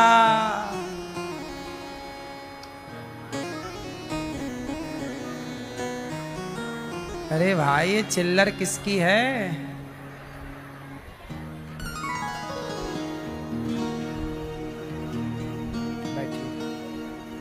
बैठो बैठो। सत्यम नास्ति सत्यम नास्ति तपः शौचम दया दानम न विद्यते। उदरम भरिणो जीवा वराकाः कूटभाषिणः। सत्यम नास्ति, कलयुग में क्या नहीं है? सत्य। आप लोग सत्य बोलते हैं कि झूठ? क्या बोलते हैं? झूठ बोलते हैं। बोलना पड़ता है। क्यों? कोई मुंह में जबरदस्ती हाथ डालता नहीं, बोलना ही पड़ेगा, नहीं जीभ निकाल लेंगे। हैं? जरूरत नहीं है झूठ बोलने की। सच बोलने से आप मर जाओगे क्या? पहले ये बताओ। सच बोलोगे तो पेट भरेगा कि नहीं? प्रश्न है, उत्तर दो। आप यदि सच बोलेंगे तो क्या भूख से मर जाएंगे? उत्तर दो जोर से। तो पेट भरना है तो सच बोल के भर लो। आप झूठ किसके लिए बोल रहे हैं? पेट भरने के लिए नहीं, तिजोरियां भरने के लिए। क्या करोगे तिजोरियां भर के? बांध के ले जाना। सच बोला करो मेरी मां। सारे लोग झूठ बोलने लग गए, इसलिए ना इतना भ्रष्टाचार हो गया इस देश में। परेशान हैं लोग। ईमानदार होते ना मेरी मां तो भ्रष्टाचार नहीं होता इस राष्ट्र में। आज हम भारत को दुनिया के सबसे टॉप पे देख रहे होते। अमेरिका से भी आगे भारत होता यदि भ्रष्टाचार ना होता तो। हम बेईमान क्यों बने ये बताओ। पेट ही भरना है साहब। चिड़िया कहां झूठ बोलती है बताओ। 84 लाख योनियों में केवल पेट के नाम पे झूठ मनुष्य बोलता है। अजगर बोलता हो तो बताओ, कुत्ता झूठ बोलता हो तो बताओ। कुत्ता झूठ क्यों बोले। चिड़िया का अच्छा बताओ, चिड़िया भूखी है कि पेट भरा है उसका? बोलो, भरा है ना। चिड़िया जब बिना बोले पेट भर सकती है तो आप सच बोल के पेट नहीं भर सकते। उतना कमाओ जितना ईमानदारी का। हमें बेईमानी का चाहिए ही नहीं। हम झोपड़ी में बहुत खुश रहेंगे। हमें चाहिए ही नहीं महल अटारी। महलों की चाह क्यों रखना है। जिंदगी जीने आए हैं कि यहां घिसटने आए हैं, बेईमानी करने। भगवान ने आपको यहां बेईमानी करने भेजे हैं। जाओ, बेईमान लोगों की कमी थी तो आपको और भेज दिया कि आप और बेईमानी करना। क्या करने आए हो यहां इस धरती पे? सच बोलने आए हो कि झूठ? तो क्यों नहीं बोलते सच? कौन मुंह पकड़ा है तुम्हारा? क्यों झूठ बोलना है? क्यों किसी को धोखा देना है? क्या मिल जाएगा? कितना कमा लोगे?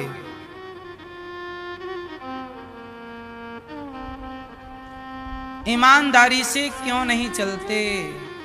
सोचिए, भारत का प्रत्येक व्यक्ति ईमानदार हो जाए और ईमानदारी से चले, राष्ट्र की सेवा करे, 1 रुपए बेईमानी का ना ले, तो ये हमारा राष्ट्र कोई बराबरी नहीं कर सकता भारत की। यदि ईमानदार हो जाए तो भारत का नेता ईमानदार हो जाए, भारत के सरकारी अधिकारी यदि सब ईमानदार हो जाएं, भ्रष्टाचार बंद हो जाए, तो भारत की बराबरी कोई नहीं कर सकता धरती में। कमी केवल इसलिए है कि बेईमानी है।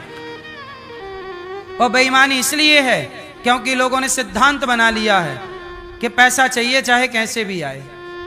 कितनी गलत बात पकड़ ली आप लोगों ने। पैसा चाहिए कैसे भी आए, गलत है। पैसा आए पर सही रास्ते से आए, गलत रास्ते से क्यों आए? क्यों साहब? पैसा कैसे आना चाहिए, सही रास्ते से कि गलत रास्ते से? हैं? ईमानदारी से आए। जो आपकी मेहनत है वो जरूर लेना चाहिए, मेहनत छोड़ो मत। पर मेहनत से ज्यादा आ रहा है, बेईमानी नहीं साहब, आप रखो, हम खुश हैं। हमें अच्छा एक सामान्य, मुझे एक आइडिया बताओ आप लोग। एक परिवार में 4 लोग हैं, माना कि एग्जाम्पल, तो 4 लोगों के लिए महीने में कितने का खर्चा चाहिए मिनिमम, सामान्य, जिसमें दाल रोटी चल जाए और राम इतना दीजिए जामे कुटुंब समाए, मैं भी भूखा ना रहूं, भूखा कोई संत न जाए। ये सिद्धांत कितना रुपए महीने का खर्चा है एक सामान्य व्यक्ति का? बोलो, महीने में कितना चाहिए 4 लोगों के लिए? पति पत्नी बच्चे, बच्चों को पढ़ाना भी है, आपके पास एक छोटी गाड़ी भी हो, घर भी हो, रोटी कपड़ा मकान शिक्षा, ये 4 जरूरत की चीजें सबके पास होनी चाहिए। इतना तो भगवान सबको दें। कितना चाहिए है? आप 5 साल कड़ी मेहनत कर लो ना साहब, सिर्फ 5 साल, और लो तो 8 साल मेहनत कर कस के, तो 5-8 साल में आप अपने लिए घर भी बना सकते हो, गाड़ी भी खरीद सकते हो और अपनी गृहस्थी ठीक ठाक चला सकते हो, यदि आप मेहनत करने वाले हैं तो। और आलसी हैं तो फिर इसकी हम गारंटी नहीं ले रहे हैं। करने वाला 0 से स्टार्ट करता है, करोड़ों तक पहुंच जाता है करने वाला, और नहीं करने वाला करोड़ों से शुरू करता है, 0 पे आके खड़ा हो जाता है। ये तो आपकी क्षमता बताएगी कि आप कितना कर पाएंगे और कैसे कर पाएंगे। इसलिए उतना कमाओ जितने में बढ़िया बच्चे पढ़ सकें, आप अपनी जरूरतें पूरी कर सकें, माँ बाप की दवाई की सेवा कर सकें, पत्नी की जरूरतें पूरी कर सकें, बस। इसके बाद जो है वो आ रहा है तो आने दो ईमानदारी का, पर सेवा में समाज के किसी के काम आए। अब आप भरते जा रहे हो, भरते जा रहे हो, भरते जा रहे। आदमी 10-10 पीढ़ी की सोच रहा है, मरने के बाद की सोच रहा है। इतना काहे सोच रहे हो? इतना सोच सोच के जितना आप लोगों के पास है ना, इतना भी कुछ लोगों के पास नहीं है। ये बात सही है कि गलत है? और जितना आपके पास है इतना भी कुछ लोगों के पास नहीं है, पर फिर भी वो अच्छा दाल रोटी खा रहे हैं, जबकि आपसे कम है। खुश रहने के लिए क्या चाहिए? बोलो। खुश रहने के लिए घर चाहिए कि गाड़ी चाहिए, कि बच्चे चाहिए, कि पत्नी चाहिए, कि प्रेम चाहिए? क्या चाहिए? यदि आपके जीवन में प्रेम है तो आप पेड़ की छांव में बहुत खुश रह सकते हैं, और प्रेम नहीं है तो आप महल में रहिए, आपको सुकून ना मिलेगा, शांति ना मिलेगी। आजकल लोग प्रेम नहीं करते अपने पति से, पत्नी से, माता से, पिता से, बच्चों से। प्रेम नहीं है कहीं। प्रेम की कमी इतनी हो गई है कि हमारे देश में तलाक की दरें बढ़ती चली जा रही है। तलाक क्यों है? क्योंकि प्रेम नहीं है। प्रेम होता तो तलाक ना होता। पहले तलाक नहीं थे क्योंकि प्रेम ज्यादा था, आज तलाक ज्यादा है क्योंकि प्रेम। आज पहले का आई लव यू अलग था, आज का आई लव यू छलावा है। किसी को धोखा देना है तो आई लव यू कह दीजिए। आज के लड़का लड़की क्या कर रहे हैं? आई लव यू कह कह के बस एक दूसरे का शोषण करके और चिंगम की तरह चबा के थूक देते हैं, खत्म आई लव यू। बोलो हाँ कि ना? आई लव यू का काम केवल इतना है, छल करने के लिए। आई लव यू के जाल में फंसाएंगे, जैसे मछली को बंसी डाल के फंसाता है, एक लोहे का कांटा होता है, उसमें मांस का टुकड़ा डाल देता है और पानी में डाल देता। मछली को लगता है मांस है, जाती है गप से खाती है, और खाती है तो उसके चुभ जाता है वो कांटा, फिर पकड़ लेता है। ऐसे ही आजकल कुछ मछुआरे आजकल कुछ तुम्हें फंसाने के लिए आई लव यू का जाल डाले बैठे हैं। आप आई लव यू के जाल में फंसे नहीं, तबाही चालू। ये बात सही है कि गलत है? इसी आई लव यू से तो लव जिहाद चालू होता है। बोलो हाँ। अभी मेरे पास एक अखबार की कटिंग आई, अखबार मतलब अखबार में खबर छपी कि एक लड़का लड़की लिव इन में रह रहे थे, तो लड़के ने अपनी गर्लफ्रेंड को जिंदा जला दिया क्योंकि उसका स्वार्थ हो गया पूरा, उसने शोषण कर लिया। अब लड़की ने दबाव दिया होगा कि चलो शादी करो, अब तो हमारे संग रह चुके हो। तो उसने कोई शादी करने के लिए थोड़ी तुम्हारे संग लिव इन में रहा, बस तुम्हारे संग मजे लेने थे, शारीरिक सुख लेना था, ले लिया, और तुम ज्यादा की तो जिंदा जला दिया उसने। अब उसको क्या होगा? जेल होगी, 2-5 साल रहेगा, छुट्टी हो जाएगी, और तुम्हारी तो जिंदगी खत्म, और लहरों लिव इन में, और आई लव यू में फंसो। इसलिए कबूतरी कैसे फंसते हैं? जाल ना बिछाता है बहेलिया। किसी को फंसाना हो तो क्या करना पड़ता है? जो लो बोलो क्या? जाल। हाँ, ये जाल है जो संसार में आई लव यू का जाल फंसा फंसा के कितने लड़का लड़की तबाह हो गए। इसलिए चक्कर में ना पड़ो, मन लगा के पढ़ लिख के कामयाब बनो और ईश्वर की शरण में रहो। सत्य पर चलो, कसम खाओ कि भूखे सोएंगे और क्या होगा, देश से गद्दारी नहीं करेंगे, झूठ नहीं बोलेंगे। पैसे कमाओ साहब, ज्यादा काम करो, ज्यादा पैसे कमाओ, आपके पास ज्यादा पैसे होंगे, आप समाज की ज्यादा सेवा कर सकते हैं, ज्यादा आप काम कर सकते हैं। पैसे बहुत जरूरी होते हैं, पर ईमानदारी के होते हैं। ऐसे नहीं कि तुम गला काट के कमाने लग जाओ, मर्डर कर लो, चोरी कर लो, तुम्हारा बैग लेके हम भाग जाएं, ये पैसा नहीं। हमारे देश में तो चप्पल तक चोरी होती है। आप लोग अंदर आए और बाहर आपकी चप्पल मिलेगी कि नहीं, गारंटी नहीं है। तो यहां चप्पल तक चोरी हो रही है। इस तरह की ये ईमानदारी है कि बेईमानी है? बोलो, बेईमानी है। क्यों इतना बेईमान क्यों बन गया इंसान? इन बेईमानों के हाथ आपके बच्चे लग जाएंगे तो ये आपके बच्चों को छोड़ेंगे। इसलिए ईमानदारी से ये धरती सुरक्षित रहेगी, बेईमानी से ये धरती सुरक्षित। भारत को सुरक्षित रखना है तो ईमानदार बनो। सत्यम नास्ति तपः शौचम दया दानम न विद्यते। तो क्या बनोगे आप? ईमानदार। किससे चलोगे? धर्म से, सत्य से। प्राण जाए पर सत्य न जाए। हरिश्चंद्र बाजार में बिक गए। ये भैया सो गए?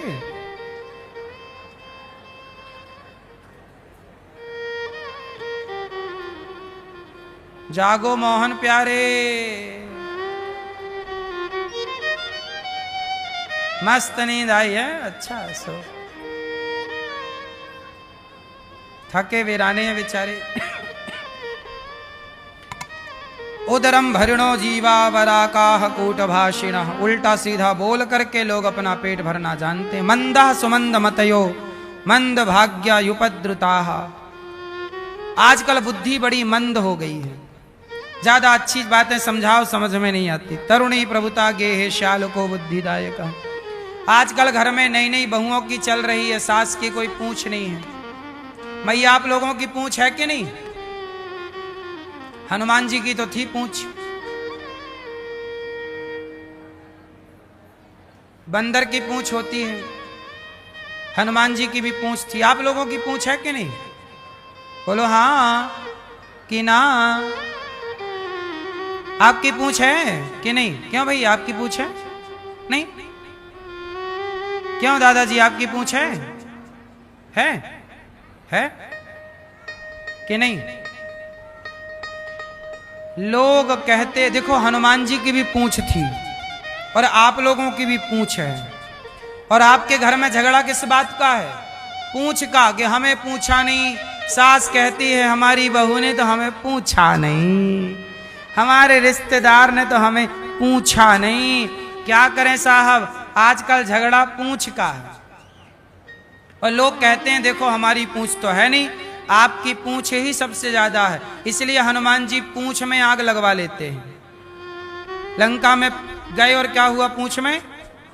आप लोग भी अपनी पूछ को जला के खत्म करो। पूछ मतलब एटीट्यूड, अभिमान। अपनी पूछ को जलाओ, अपने अभिमान को मिटाओ और एक अच्छे इंसान बनकर समाज के काम आओ। पूछ में आग। आप सही बताओ, आपके घर में झगड़ा होता है कि नहीं पूछ के चक्कर में?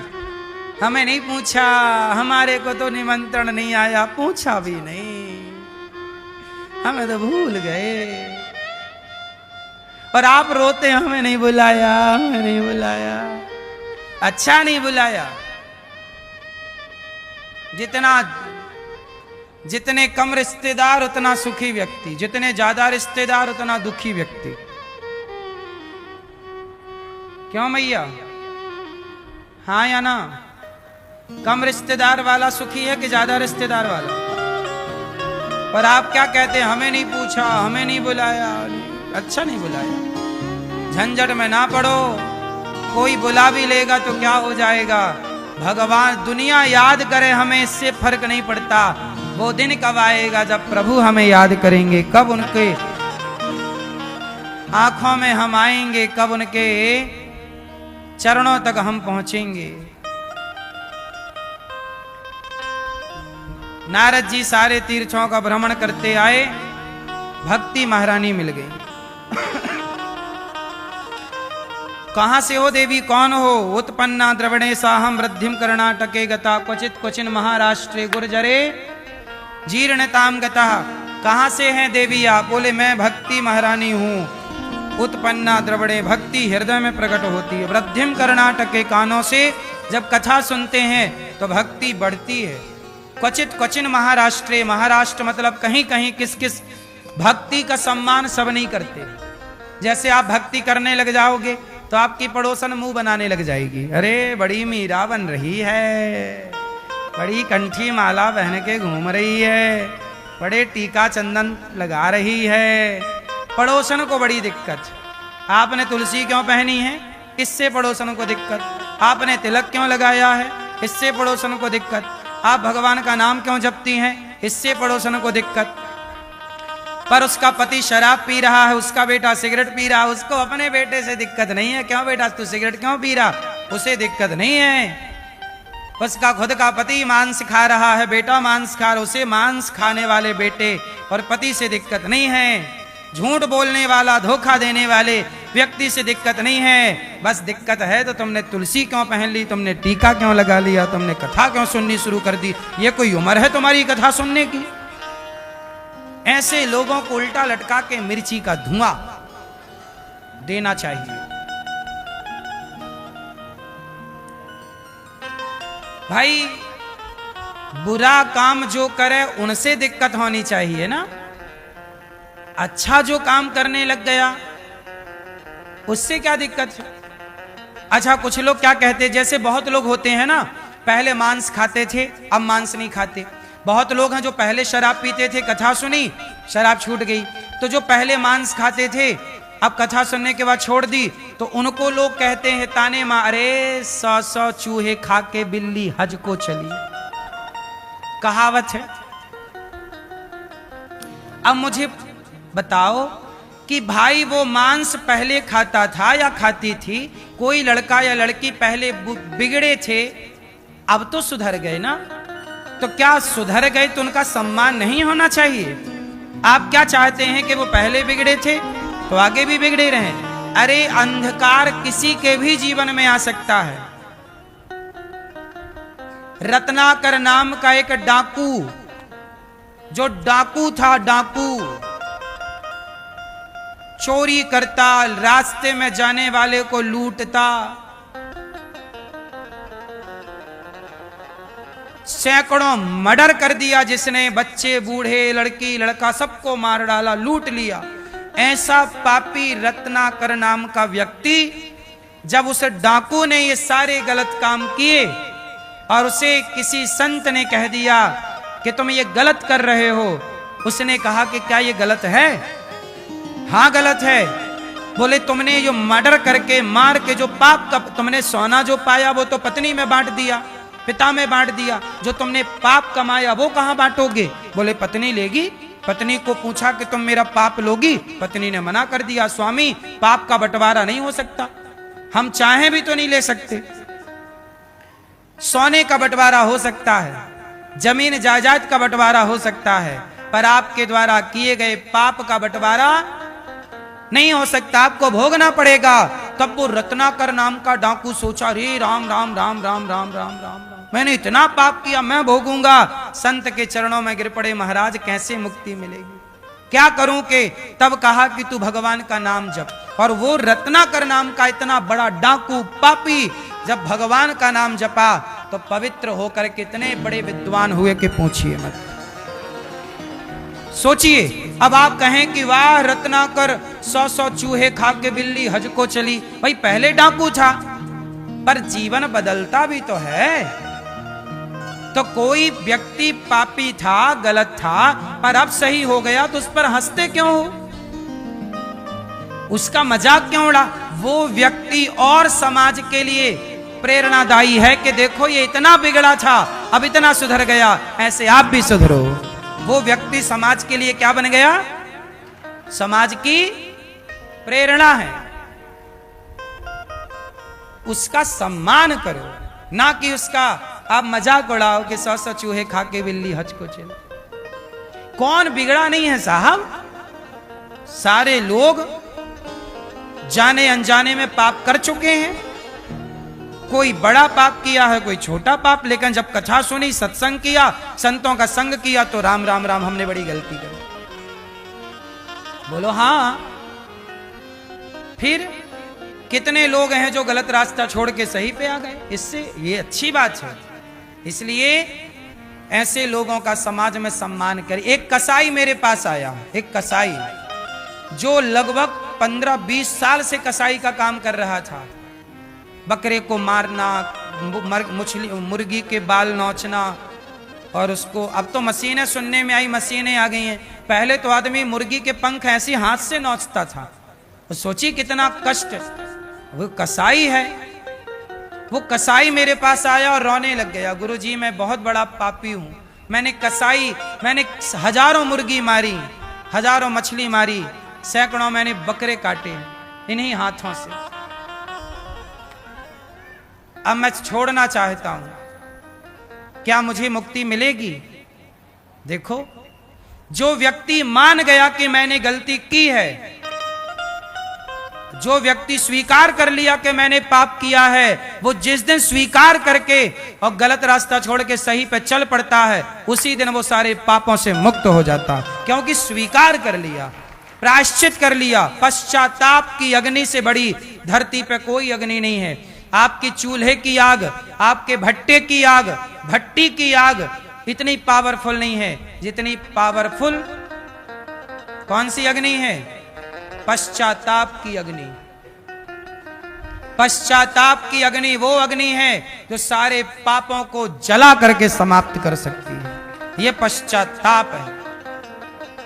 कौन सी अग्नि? कौन सी अग्नि? इसलिए पाप हो गए, पर स्वीकार करो, हाँ हमने पाप किए हैं, स्वीकार करो और सुधार करो, आगे तुम्हारे लिए रास्ते खुले हैं। ये थोड़ी कि हमने पाप किए हैं तो नहीं जी अब तो किए, अब चलो करते ही चले, नहीं किए थे कोई बात, अब नहीं। कितने कसाई कथा सुन के पवित्र हो गए साहब, ये कथा की ताकत है। आप में से भी बहुत लोग होंगे जो पहले शराब पीते थे, मुर्गा मांस, गलत रास्ते पर थे, पर कथा सुनने के बाद बदलाव हुआ। ऐसे कितने हैं आप में से जिनके जीवन में कथा के बाद परिवर्तन हुआ? जिनके जीवन में हुआ वो हाथ उठा के बताएं। ये देखो इतने लोग हैं, कथा के बाद इतने लोगों के जीवन में परिवर्तन हुआ। तो बिल्कुल स्वागत है। कोई भी व्यक्ति पापी तब तक है जब तक वो पाप कर रहा है, और पाप से यदि एक कदम भी ईश्वर की ओर बढ़ चला और त्याग दिया और रो पड़ा, प्रभु मैं बड़ा पापी हूं, मैंने बहुत पाप किए, प्रभु मुझे स्वीकार कर लो, 4 आंसू बहा दे तो ईश्वर इतने दयालु हैं, दौड़ कर हृदय से लगा लेते हैं, मेरा भक्त मेरे लिए रो रहा है। इतने इसलिए नाम है उनका दीन दयाल। दीनों पर दया करने के कारण वो दीन दयाल। उनके जितना दयालु, दीन बंधु, पतित पावन, करुणा सिंधु, भगवान का नाम क्या है? क्या है? भगवान का नाम है करुणा निधान। क्या नाम है?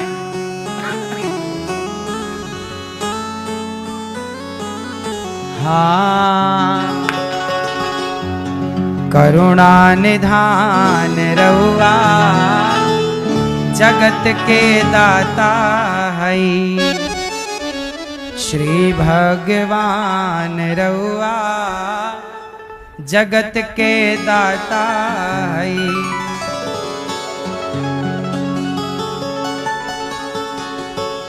करुणा निधान रहुआ जगत के दाता है, श्री भगवान रहुआ। रहुआ मतलब आप, ये बिहार की भाषा है। मति के फेर देनी, विपत्ति के टेर देनी। मति के फेर देते हैं, मति घुमा देते हैं और विपत्ति को टाल देते हैं। द्रौपदी पर आया संकट टाल दिया, प्रहलाद जी पर आया संकट टाल दिया, सुदामा पर आई गरीबी टाल दी। मति के फेर देनी, विपत्ति के टेर देनी, मतलब टाल दिया। केबा समान रहुआ, केबा मतलब आपकी तरह कौन होगा? केबा समान रहुआ जगत के दाता है, करुणा निधान रउआ जगत के दाता है। भक्त विदुर घर गईनी, भक्त विदुर घर गईनी, प्रेम से सगवे खैनी। साग मतलब खाया ना विदुर जी के घर। भक्त विदुर घर गईनी, प्रेम से सगवे खैनी, छोड़ पकवान रउआ। दुर्योधन के पकवान छोड़ दिए और विदुरानी के घर जाके छिलका छोड़ पकवान रउआ जगत के दाता है, करुणा निधान रउआ जगत के दाता है। केवट से चरण धुववनी, गीध पति लिए लगवनी। केवट से पांव धुलवा रहे हैं और जटायु को गले लगा रहे हैं। जाने जहान रउआ जगत के दाता है, जाने जहान रउआ जगत के दाता है, करुणा निधान रउआ जगत के दाता है, करुणा निधान रउआ जगत के दाता है। केवा समान रउआ जगत के दाता है, केवा समान रउआ जगत के दाता है।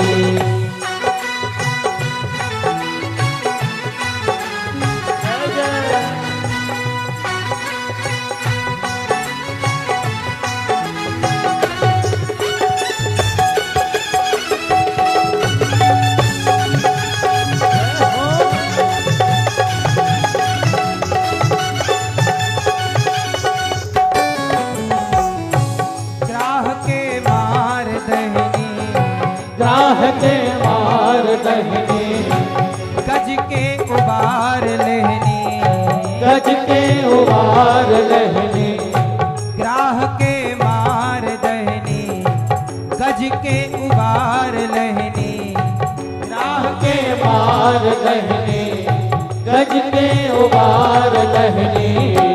जाने जहान रउआ जगत के दाता है, जाने जहान रउआ जगत के दाता है, करुणा निधान रउआ जगत के दाता है, करुणा निधान रउआ जगत के दाता है।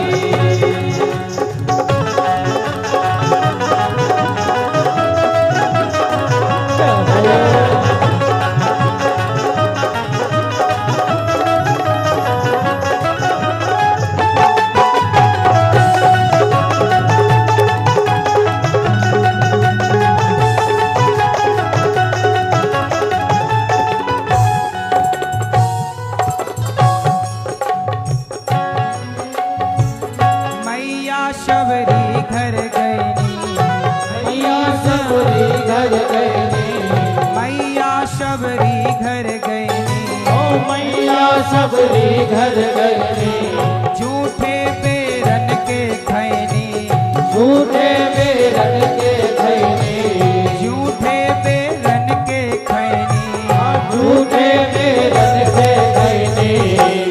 करके बखान रउआ जगत के दाता है, करके बखान रउआ जगत के दाता है, श्री भगवान रउआ जगत के दाता है, करुणा निधान रउआ जगत के दाता है, करुणा निधान रउआ जगत के दाता है, करुणा निधान रउआ जगत के दाता है, श्री भगवान रउआ जगत के दाता है, रउआ जगत के दाता है।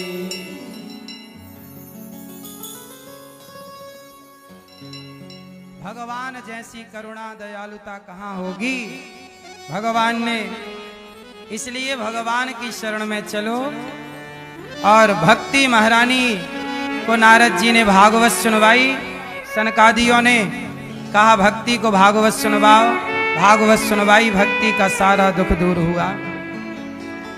आत्मदेव जी के यहां संतान नहीं थी। संत कृपा से फल मिला, गाय को खिलाया, गौकर्ण जी हुए। बहन का बेटा पैसों में खरीदा, धुंधकारी हुआ और धुंधकारी ने अपने पिता को मारा, मां को मारा। और माँ बाप को सताने के कारण, माँ बाप को प्रताड़ना देने के कारण धुंधकारी जब मरा तो प्रेत बना। जो बेटा अपनी मां को सताए वो क्या बनेगा? इसलिए माँ बाप को सताइए मत। माँ बाप के नाम से इस श्राद्ध पक्ष में, पितृपक्ष में किसी संत को, किसी साधु को भोजन करा के पुण्य लीजिए। अपने माता पिता की पुण्यतिथि जो भी आए, आज पूर्णिमा से लेकर अमावस्या तक जो भी तिथि आपके पूर्वजों की आए, उनके नाम से ये संतों को आप भोजन प्रेम पूर्वक बंटवाइएगा। एक दिन की सेवा आप लीजिए और अन्नदान कीजिए। यहां सैकड़ों ब्राह्मण, अभी पाठ चल रहे हैं भागवत जी के, सैकड़ों ब्राह्मण यहां भोजन पा रहे हैं।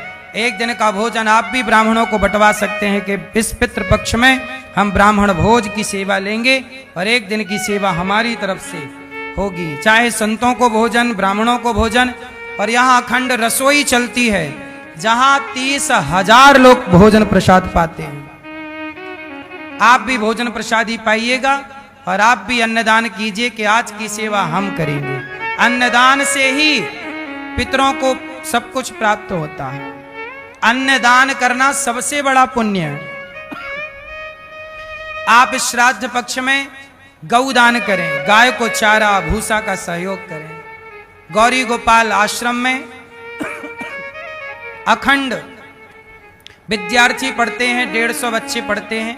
बच्चों के गुरुकुल में आप उनके भोजन के लिए, बच्चों के भोजन की व्यवस्था में सहभागी बन सकते हैं और आप गुरुकुल की सेवा से अपने आप को जोड़ सकते हैं। गौरी गोपाल गुरुकुल में बच्चे निःशुल्क भोजन करते हैं। इनका रहना, खाना, पढ़ना, लिखना जितना बन पड़ रहा है, ये दास अनिरुद्ध से वो समाज की सेवा, राष्ट्र की सेवा में लगा है। यहाँ वृद्ध माताएं रहती हैं। आप इन माओं का भोजन करा सकते हैं कि आज वृद्ध माताओं को 309 वृद्ध माताएं हैं। इन माओं को आप भी अपने माता के लिए, जैसे आपकी माँ भगवान के घर चली गई या दादी भगवान के घर या नानी, तो उनके नाम से यहाँ माताओं को भोजन, कि आज का सभी माताओं को हम भोजन कराएंगे। ये पुण्य का कार्य। आज पूर्णिमा है, जरूर अपने पितरों के निमित्त अन्नदान करिएगा ताकि संतों को, भक्तों को, माताओं को आपकी ओर से भोजन मिलता रहे। आप माताओं को नाश्ता बंटवा सकते हैं कि आज माताओं के दूध की सेवा आप करा सकते हैं कि रात्रि के दूध की सेवा हमारी ओर से एक गिलास, या नाश्ते की सेवा कि आज का नाश्ता माताओं को जलेबी पोहा हमारी तरफ से जो भी आप फल फूल इत्यादि देना चाहें माताओं को बांट सकते हैं। आज हम परिचय आपका एक माँ से कराएंगे। मैया कहाँ से आई हो? मेरी माँ गुजरात से। गुजरात से आई हैं। तो मैया कौन कौन है घर पे? पति को गुजर गए तो 19 साल हो गए। पति को गुजर गए 19 साल हो गए। एक बेटी है। बेटी और बेटा? बेटा तो है, बेटा के साथ तो रहती हूँ 5 साल से। और कोई बेटा ना चाहिए, टेटा फोड़े रोज घर में, ऐसा बेटा ना चाहिए। बेटा तो है ये। कितने साल से आप गौरी गोपाल? 5 साल हो गए। तो इन 5 सालों में यहाँ कोई दिक्कत नहीं है? कोई तकलीफ नहीं। ये मैया मुझे ही अपना पुत्र मानती हैं और ये माँओं की सेवा का मुझे भगवान ने ये सौभाग्य दिया है। तो आप सबसे मेरी प्रार्थना है कि न माँओं का आप बेटा बनकर, बेटी बनकर सहभागी बने। मैया आपको गौरी गोपाल में कोई तकलीफ है? कोई तकलीफ नहीं लाडला, कोई तकलीफ, बहुत अच्छी सेवा। कोई पैसे तो नहीं लिए? नहीं लिए कोई पैसे। पैसे होते तो क्यों आते लाडला? कोई नहीं, कभी नहीं। खुश हैं आप लोग? खुश, बहुत खुश, बता नहीं सकती कितनी खुश है। लोग कुछ गालियां देते हैं आपको, देने दो, गालियां देने दो, बुराई करने दो, कोई बात नहीं। तुमने तो साबित कर दिया। बताओ क्या साबित कर दिया? होठों पे सच्चाई रहती है, दिल में सफाई रहती है। हम उस देश के वासी हैं, हम उस देश के वासी हैं जिस देश में गंगा बहती है, जिस देश में गंगा बहती है। साबित कर दिया, साबित। बोलने दो। तुम देते रहो गालियां, हमारे लाडला के लिए बजाओ तालियां जोर से और जोर से। यहाँ तो होती रहेगी गरीब बेटियों की शादियां, रोज भोजन में लगेगी लाखों थालियां। तुमने क्या पा लिया? तालियां।